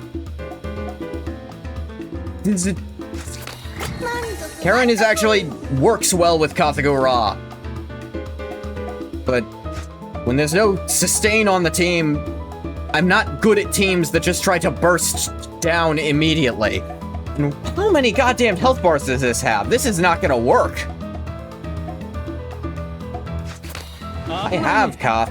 I've not used her yet. Like, I'll admit, that's my own fault. They're all good characters with Kath. Yeah, but not all at the same time.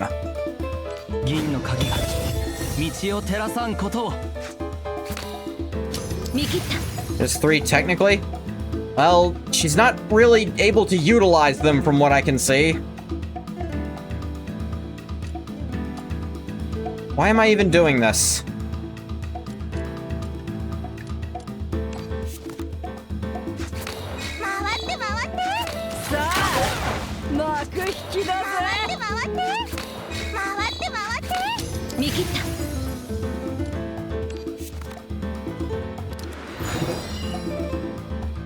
Can revive sometimes.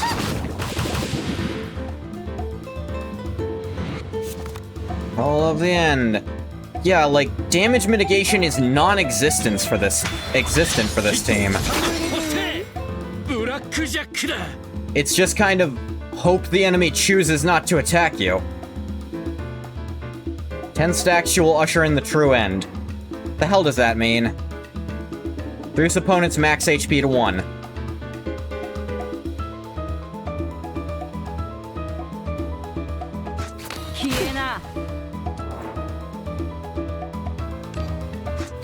I think I'll just save up for her over-exalt. Clearly, that's what I should be doing.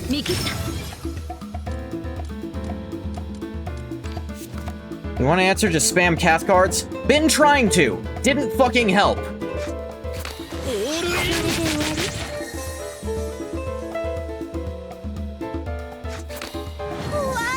I'm doing this just to have a little help.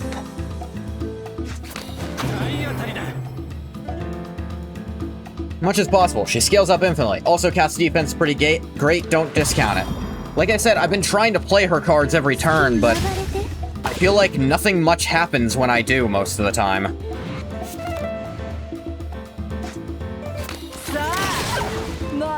X with a relic is apparently the way to go. Which specific relic? There's more than one.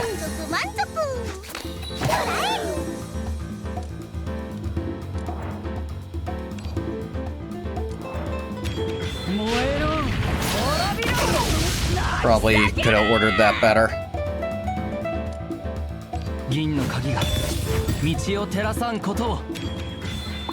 The Arithmetica saving one.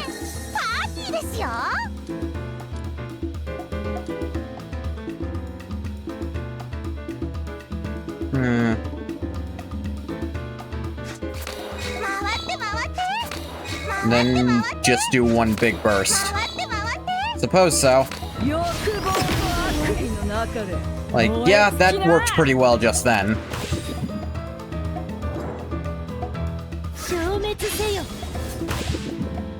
Yeah, she's basically dead already. Alright, that's something.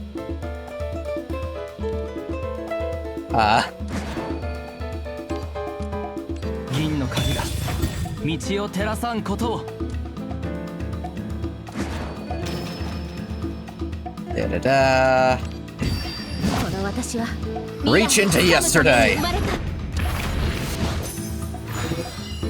There's a hyper flare. Hand is full, so do that first.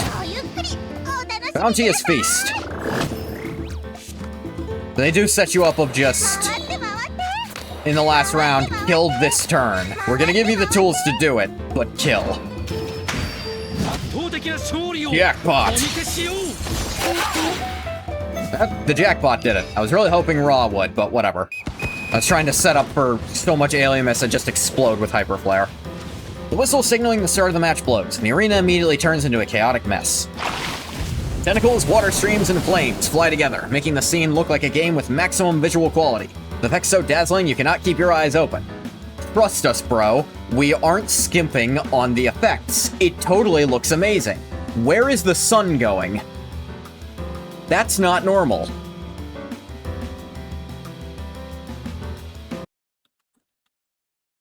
I'll write that one down.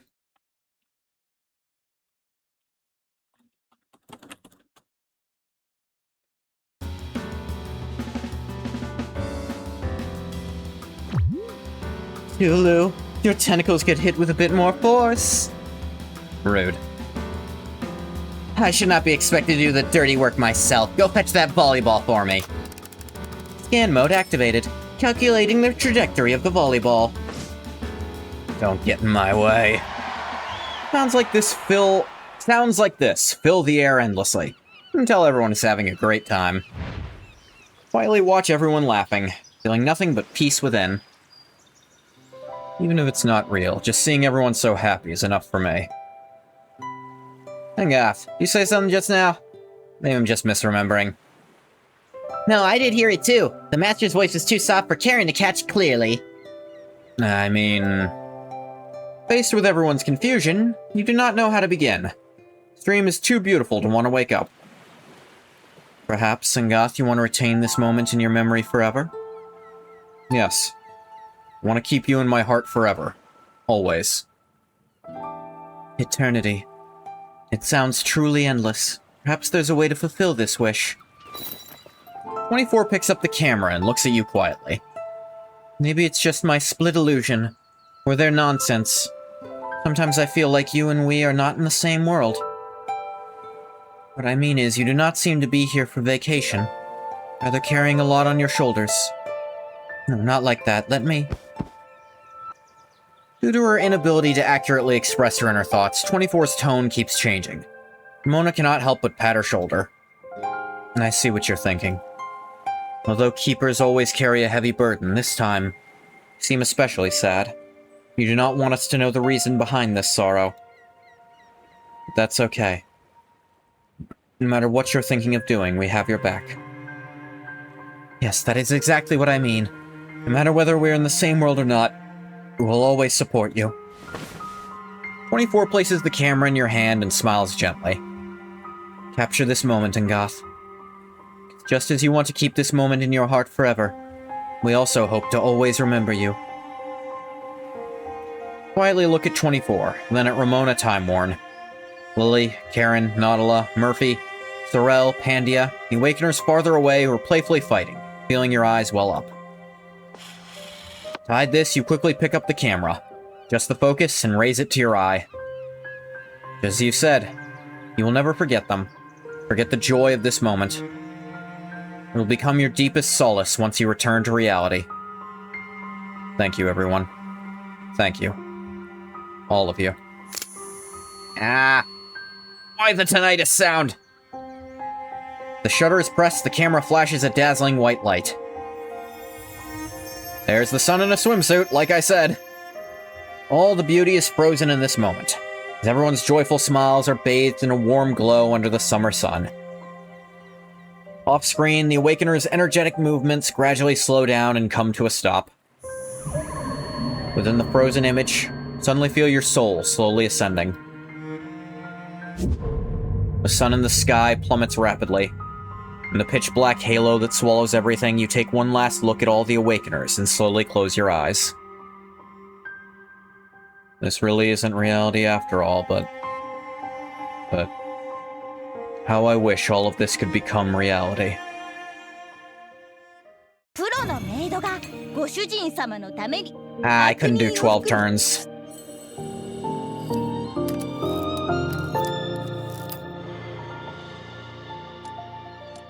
I don't see any specific rewards for getting that extra star anyway. So while it will bother me endlessly, it's not a big deal. Like, just do it to get a star. God knows I ain't trying hard mode. But yeah, there's no quests attached, there's no... anything, really. There's no real reason to go for the extra stars other than bragging rights.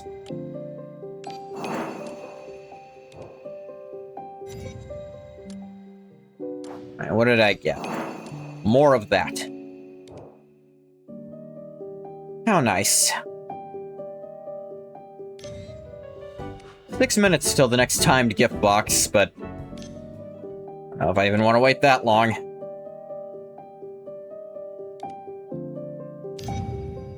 Alright. Need to double check how you work, because I'm obviously missing something. I mean, it does boost the card. Like, it boosts the defense, but one singular defense card boosted by 30% still does not sustain make.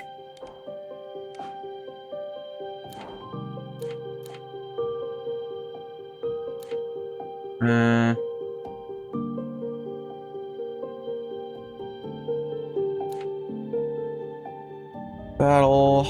Working on all default cards.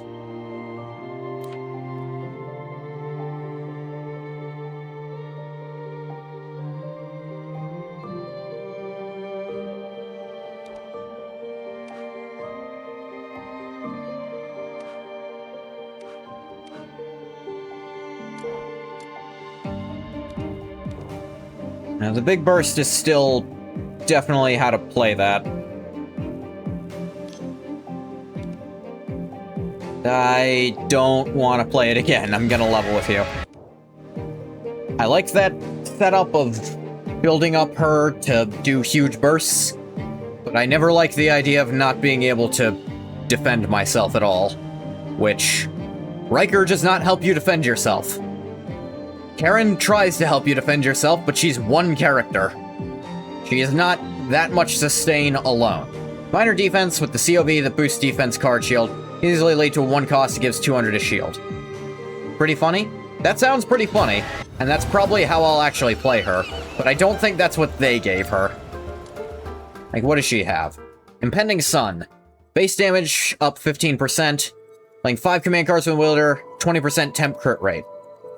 Again, it's more defense, but... Really? Karen does not... actually, no. Her Wheel of Destiny still gives her some healing when she exalts. That's pretty piss. Yeah. She's still at least got her dedicated wheel. Which, 35% base damage at max like this. And strength gained from them, 12%. Whenever command card is played, temporary strength equal to 20% of her attack. Like, that's all good. That's all great. What does she have? Yeah, but I want to see what the Covenant fucking does, jackass. I know I can't change it, but I want to know what it does. God, this screen sucks.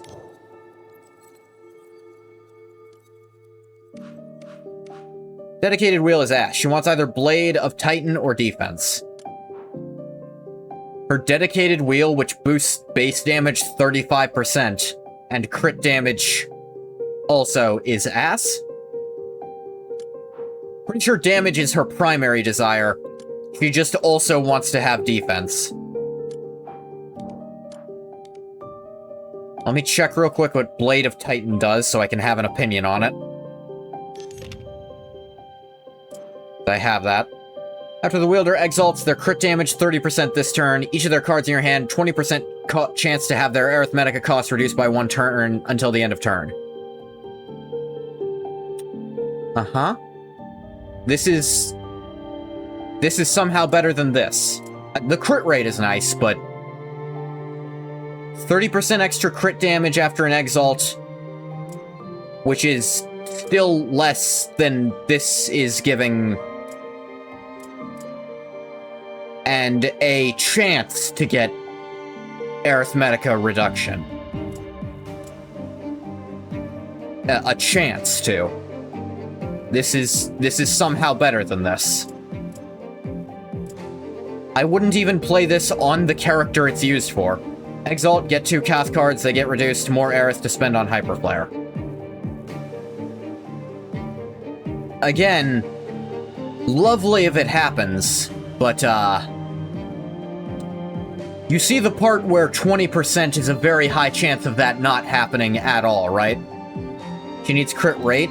I mean, I definitely see crit rate being a very good buff she wants. She wants to crit more often. Definitely more important than crit damage, but... permanent 20% base damage and strength gain seems really good. Okay, and what was the other one you said? Or defense. Something to give defense, I guess.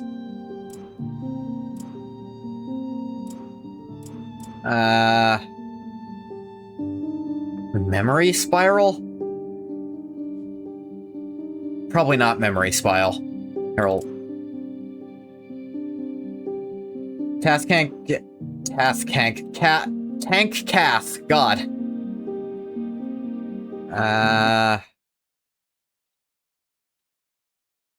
I can't sort by that, unfortunately. Tank.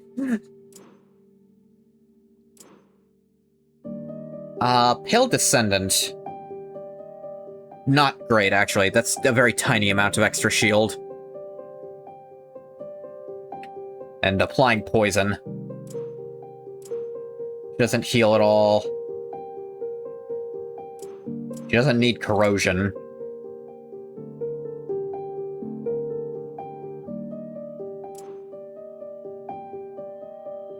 Path Forsaken is meh. Don't have it. Usually you play Alva's Wheel. Let me check what that one is. Actually, let me be sure who Alva is. Because I'm gonna level with you. I don't know off the top of my head everyone's names yet. I recognize most characters on sight, but... Alright, Alva. Right.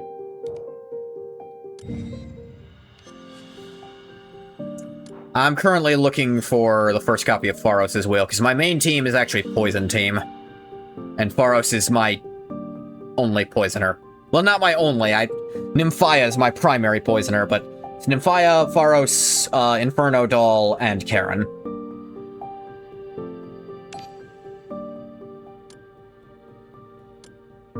Is it Will Unyielding? Base damage, shield gain from them 9%. Start investigation, added wielder's basic strike and one of their basic defense to the deck. That actually would be really good on Raw. Remember, when their strike commands is played, shield gain from their next defense command 15%. When their defense is played, crit rate and crit damage. This actually would be really good on her, yeah. I totally see how this is good on Raw. But I think I would rather just be running more sustain than running inconsistent, God, I hope this works, Riker. It's her best one? Well, I feel silly for rolling for her actual wheel now, then. Like, honestly, I'd rather just have a Doll Inferno healing me. To some extent. Though, having more of her own cards is still really good. Play Cath with Clem, Horla, and Tinkt. You play a Ultra Cath? That's interesting.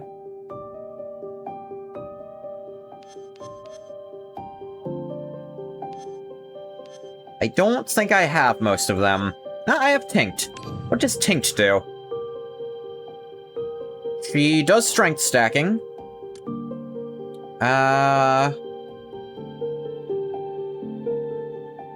She has some shield gain.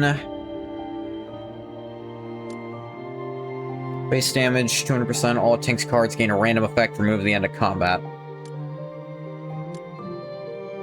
Spell Fragile, Weakness, and Vulnerable States. Steal 2 strength from all enemies. Okay, the stealing strength, that's quite nice. And the next card guaranteed to leap. Used for Exalt and 3 costs, let's see. Obtain strength. Temp crit rate up. This battle, her strike base damage up. Normally select 5 cards in hand, reduce their arithmetic cost by 1 till turn ends. Yeah, I can see how that worked well with her. 2 cost comes up sometimes. Yeah, just stealing strength is still, like, useful, because that's still building strength for the team. Just stealing strength and the enemies dealing a little less damage. And if you know you're gonna like, do stuff next turn. I can see Distant Melody doing something, although it's a little pricey for the want. Okay, I don't have Clementine, but Clementine is also strength building sustain. I know how she works, at least vaguely. And Horla. I don't remember what Horla is or does. Must be Chaos. Alright, no, here's Horla. I think Strength Steel is permanent. Yeah, I saw that. That's what made me think, oh, that's really good, actually. Because most Strength Stealing I see is temporary, which is lame. Who cares? Horla's the GOAT? I don't fully know how she works. Again, I've been playing this game for a while, but I've kind of just stuck to one team, building that one up. Okay. She doesn't have strikes and defense. That's interesting. Restore... Okay, she heals and gives strength with her Exalt. And gives everyone else Aliamus. And gives them temp crit rate and crit damage. She's currently under an emotion state. Resplendent chapters corresponding to the emotional state by 150%. Okay, what are her emotional states? Okay, these are considered strike and defense. Quick stack of vulnerable on all enemies, considered as a strike. Leap, switch emotion state to anger. Reach stack of anger, metaphor, consume, deal an additional 2 instances of damage. Early existence on a team gives 1 of 4 stances, they are poorly explained. Anger, final damage dealt by all Awakeners plus 21%. Increase temporary crit rate and crit damage gained by Resplendent chapters. Gives Grief. All Awakeners shield generated, HP recovery, and strength reduction effects plus 21%. Increase the HP recovery Resplendent chapters. That actually works really well with Tinkt, I think. If that boosts her strength, if her strength steal scales with the strength reduction effect, that'd be really funny. It applies weakness too. Horla looks like actually very nice sustain.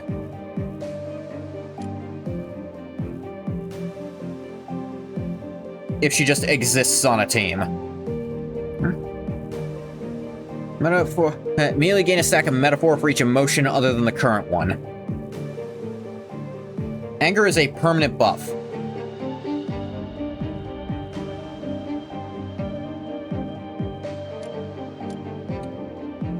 Kind of. You can still switch off it.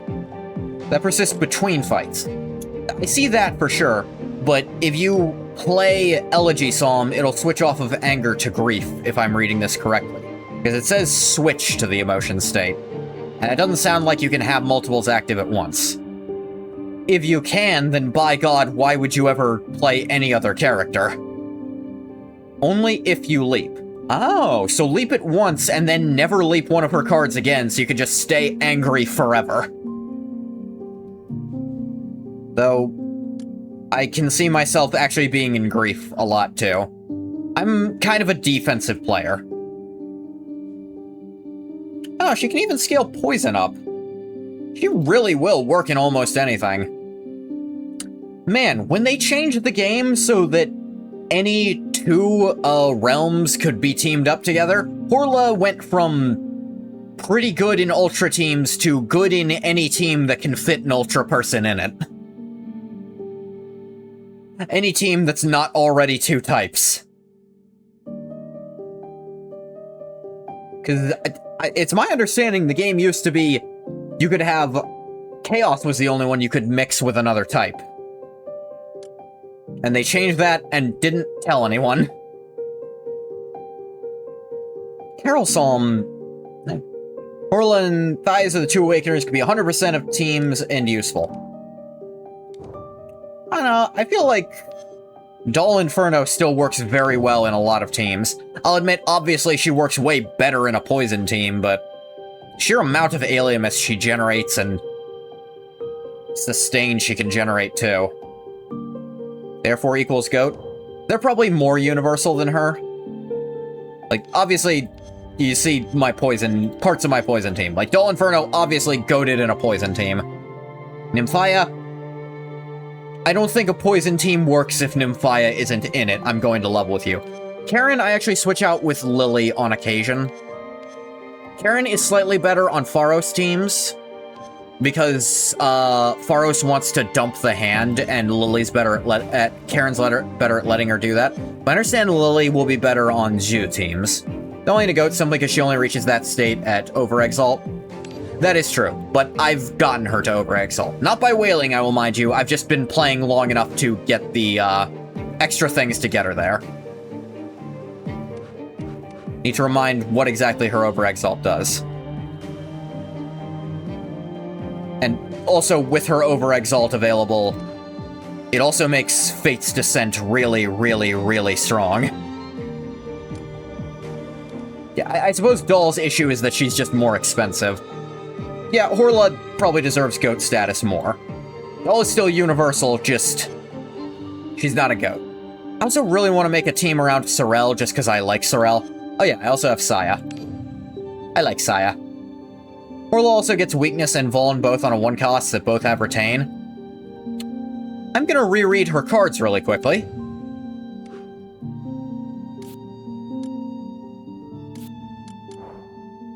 These don't say they have Retain, but I'm going to check what her Enlighten effects are. Like, this gave the Vulnerable and Weakness. Yeah, sure enough, 1 more copy of her and they gain Retain. I have 1 of her. Each time the first Psalm is played in a turn, she gains 10 Alimus. Has a bonus effect corresponding to the current emotion state when using Resplendent chapters from 150 to 250. Wow. What's her Over-Exalt? Further increase the emotion state bonus effect to 600%! Obtain 3 stacks of Universal Metaphor, which can be treated as a metaphor of any emotion. Takes priority for being consumed when a leap effect is triggered. Jesus. Out of curiosity, what's her AA? Prelude verse. After triggering Annihilation, her next command card played this turn will leap. Whenever she consumes more than 3 stacks of Metaphor current... That actually hurts her game plan. Because you kind of just don't want to get her leap effects a lot of the time.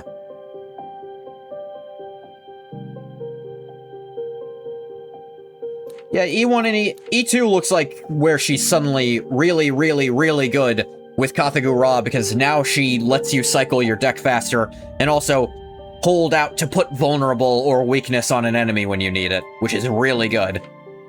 Yeah, no, her Absolute Axiom seems to hurt that game plan where you don't want to leap her cards more than just the 1 time.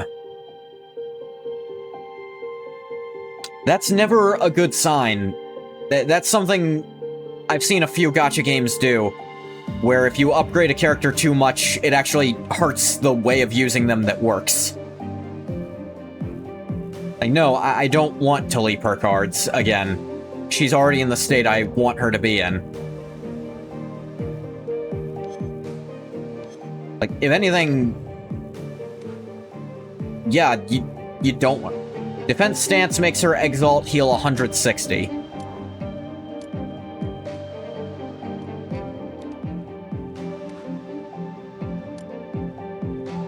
I do the... I really wish the level 60 preview would actually let you see what the skills look... Oh, wait. Max level. Really? You're not gonna let me look at it at max? This setup is not great.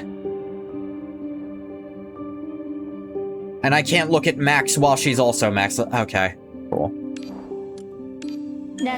Let's just do that real quick. I also want the silver. The Exalt is different depending on stance. Now, I see that. Well, which part gets buffed is different depending on stance. Don't think it shows? It doesn't, but I was hoping to see at least the baseline, you know? But the problem is, they really don't let you actually preview what the character looks like at level 60 because this UI isn't great.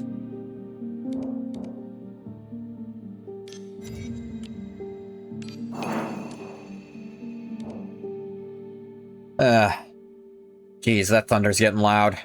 Not as loud as it was before, but still quite loud.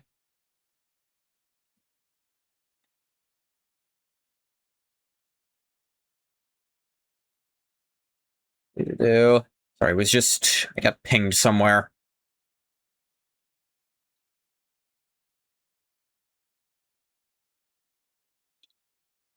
A lot of somewheres, actually.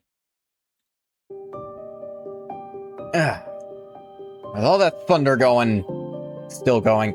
I'm actually getting nervous about my power, because we're in a location that can lose power more easily than some. We're like at the end of a very long road. Kind of any character in particular for the next banner? The character... I know the character I want to pick up next is Yu, the next time she's on. Although I wonder if I should put in some rolls for Clementine here. Just to get her, you know?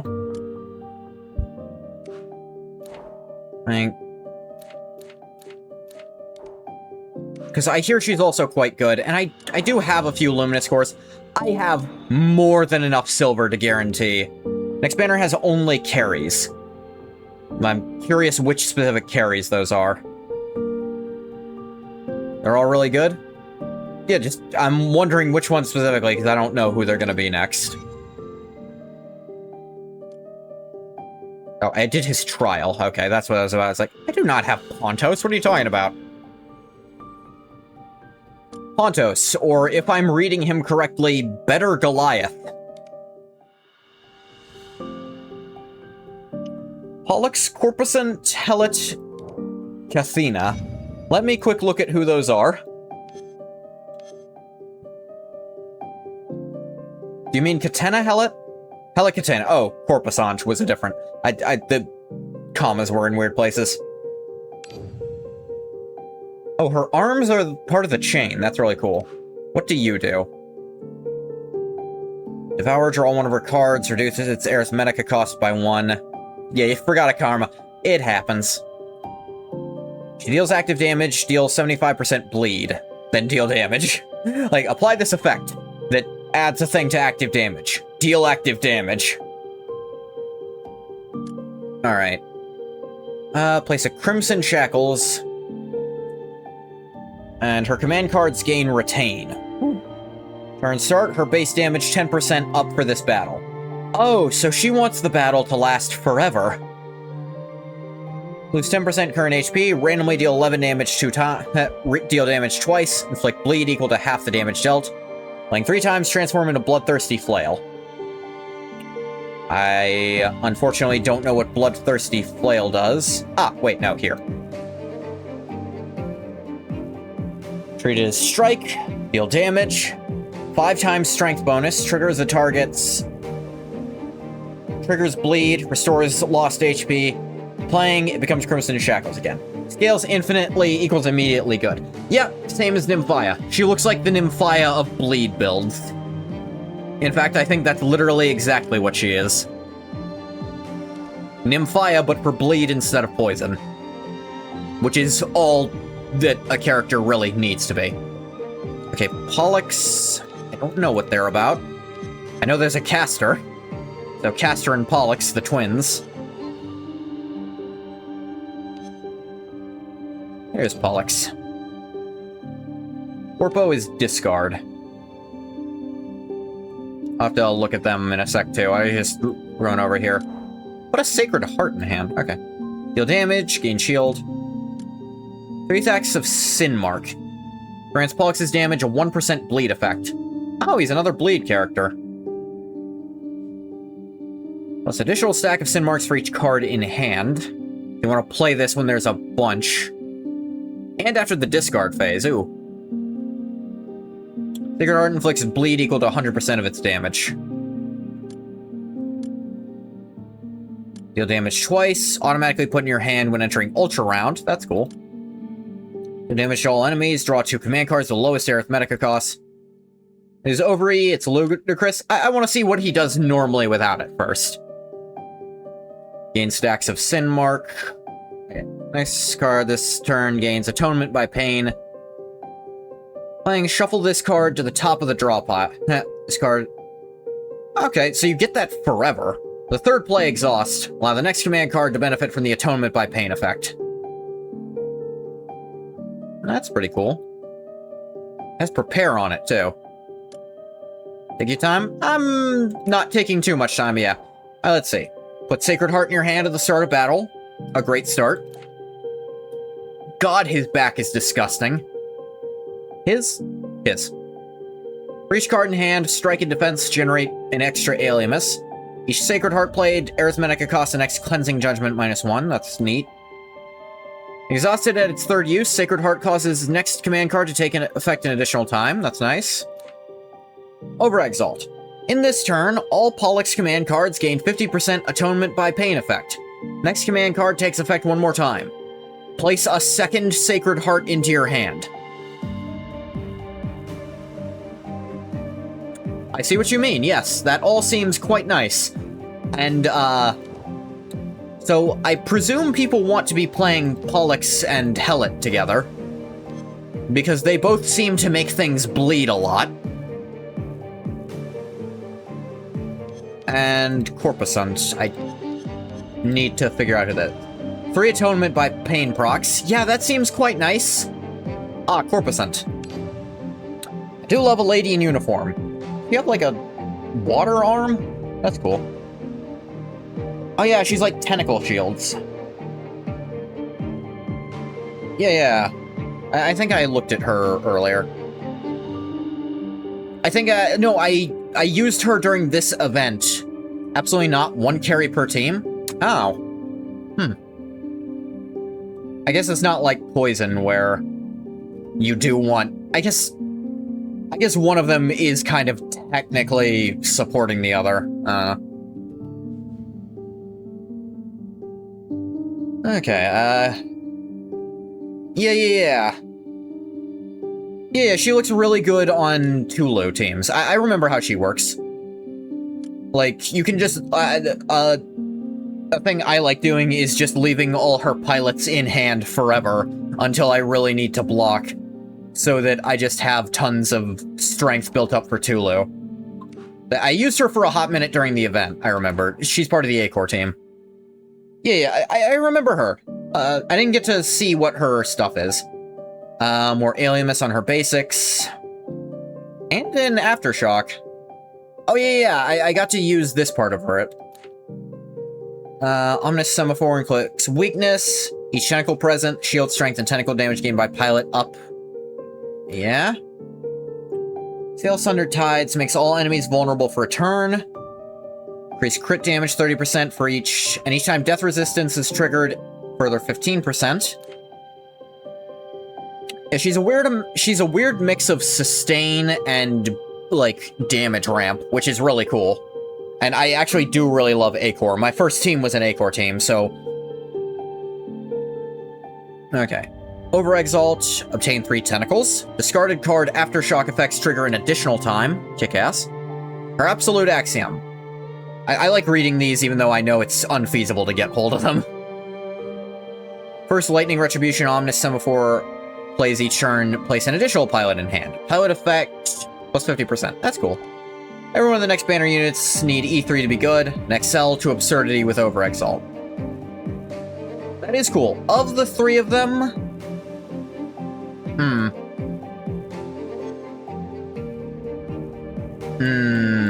If I had to pick one, it's tricky because I actually really like damage over time teams, and that's what Bleed is. Although Bleed seems more vulnerable than Poison, but you can stack it faster.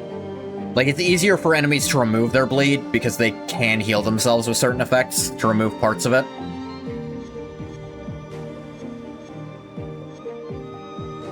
So I guess if I had to pick, I might go for Corpusant, because I already have, like... I have some... Like, obviously I'd remove some parts of this. This is, like, just... This was my first team. They got me through the first part of the story. Until I had a genuine Poison team to build around Pharos. Like, I did not use the budget Goliath, because I don't like how Goliath works. I genuinely just don't like him. Like, I have Tulu. I feel like if you're ramping up tentacle damage, Tulu is automatically good. By the way, I got Tulu randomly when I was rolling a bunch of A-Core trying to get Kaikus to 3. Goliath is your boy? I look at him and I go, I don't like how any of that works. It doesn't look very good. Well, let me double look again. Deal damage, gain shield. Gain a tentacle. Goliath deals damage, gain 2 strength and 2 tentacle damage. Got triple Miriam from standard. Yeah, I mean, stacking up strength seems very good. Law of the Strong seems just kind of okay. The strength gain on it is good. Your Goliath is E0.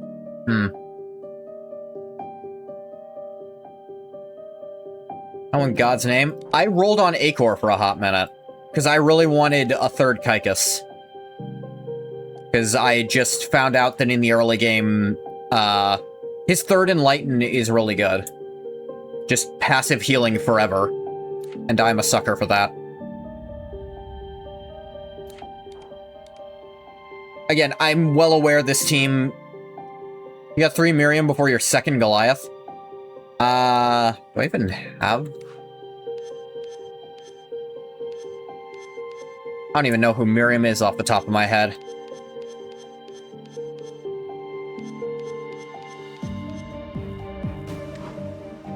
She's limited?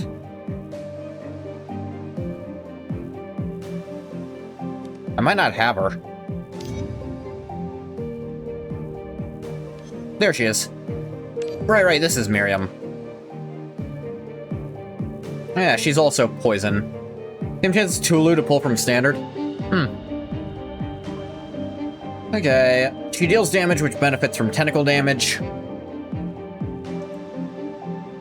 Ritual. What the hell is Ritual? 3 Sacrament in hand into Obsession, gain different additional effects based on the number of conversions. What is... Place a Sacrament in your hand, click Poison, gain effect based on Tentacle Stance. You're Insurging, gain Strength and Tentacle damage. Tranquil, give them Alimus. Raging, trigger Poison on all enemies. Pretty damn cool unit, no clue how to use her though. I think I see how to use her. It looks like she wants to be on a poison team with Pharos, honestly. Where with Pharos constantly applying tons of poison with deep currents. And then... Although, honestly, it just looks like she's not as good as Nymphia at triggering extra poison hits, is the problem. I think her real problem is her one niche, which is Acor Poison. You can just use Nymphia instead. And Nymphia is way easier to get over Exalt. I have Nymphia at 5, by the way. She is probably my best character. She makes my poison team function, so she gets all the points. Though I still don't have her over Exalt. Her niche is the best team in the game. Poison effect caused by... Like, her over Exalt isn't even that useful.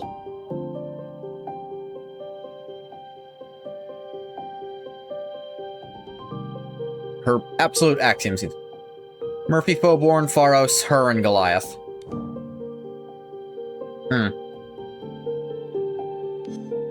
What does Murphy do? Gain shield, suffer sacrifice. Sacrifice. Turn in, take a damage for each stack of sacrifice. Remove half the stack, sacrifice persists between battles. 10 stacks of birth ritual. Sure wish the game told me what that does.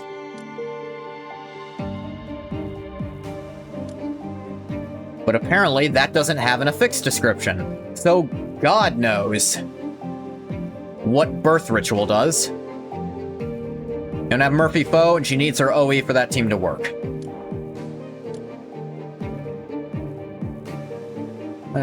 Damage dealt by her inflicts sacrifice. Turn start, gain a stack of Life Seal.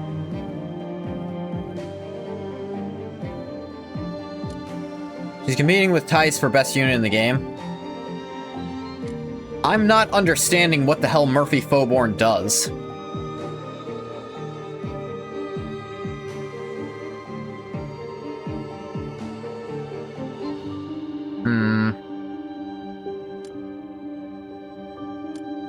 Looks like she can generate tentacles.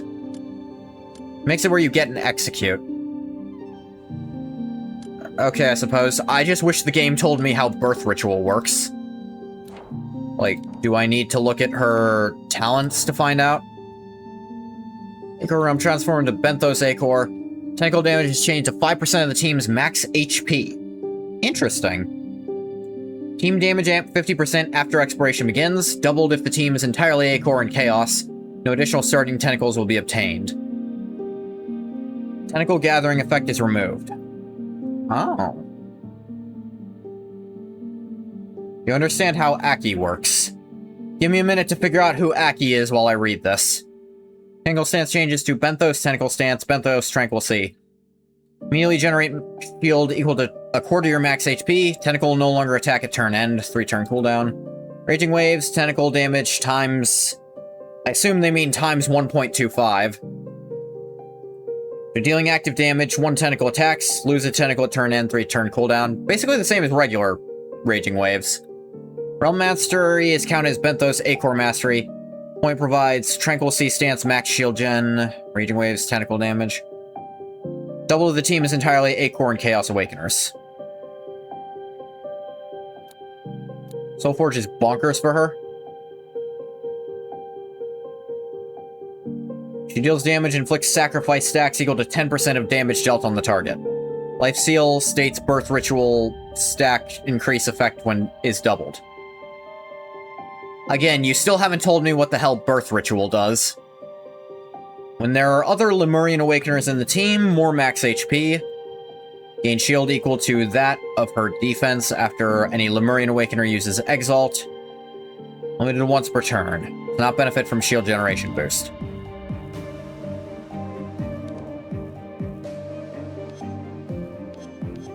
Okay, do you mean Arachne?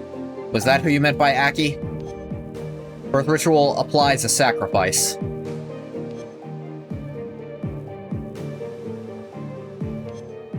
I think I vaguely understand.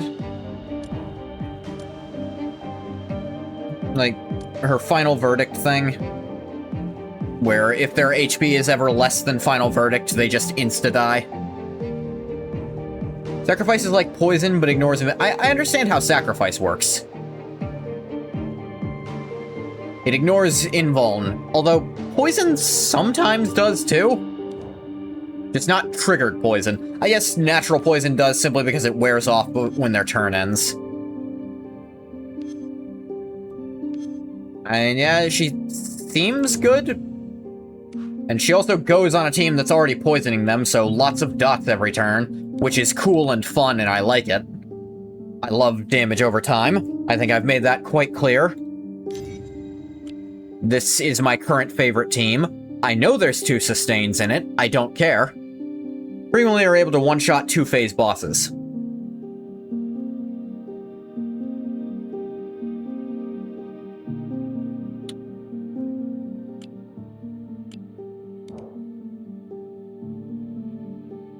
Team that she's the best in doesn't have anyone inflicting poison.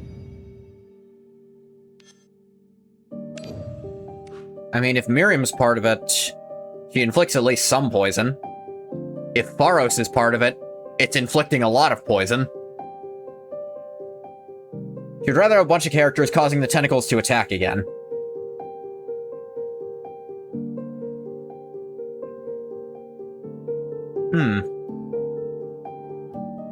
I think you said Pharos, Miriam, Phoborn, and what was the last one you said? Let me scroll back up.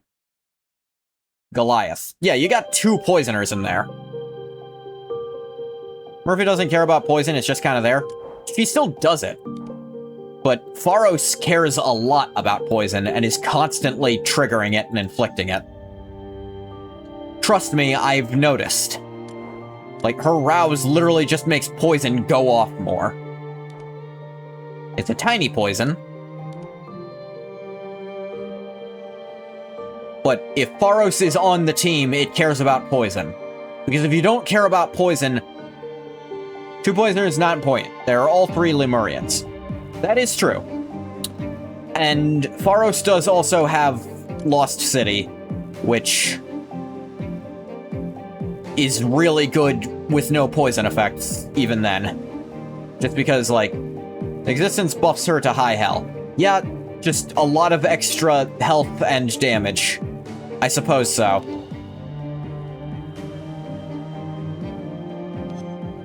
But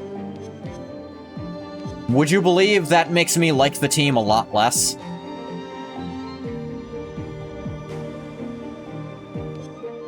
Like, Goliath on the team seems... I mean, I know he's built strength, but... I don't know, in every universe, I'd rather just have Tulu.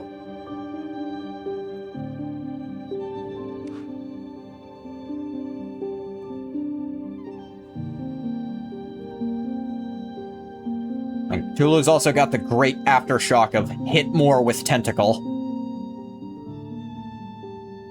I know Tulu doesn't give permanent strength, but... really good DPS option, weirdly. I don't think it's that weird. Pioneers wanted to pull Murphy and got Goliath to AA in the process. That is really funny and really sad. She seems cool, and she's part of a really strong team. But... Got your ass off in that Discord call. What does Goliath even do at that point, is my question. What is this thing? Strength bonus that doubles for each tentacle. That's cool, yeah. All the strongest, aside from removing strength from all enemies, gain the same amount temporary strength. Okay. Temporary crit rate when using Usurp, or Alienist when choosing Dormancy. Okay. The Alienist seems fine. Not a main guy on Tentacle, like, he's probably one of the best supports for it. Yeah. Because he just makes your tentacles go off more by being in the party. You don't even have to play his cards. Okay. Gains additional 300% strength bonus while raging... bonus while raging wave strength. Stance. Okay. You gotta go, Eep? That's fine. Thanks for coming in, Animalin. Good night, good night. We're probably gonna end here anyways. Because I spent a bunch of time just looking at things I'll do later. I stopped the recording for YouTube here.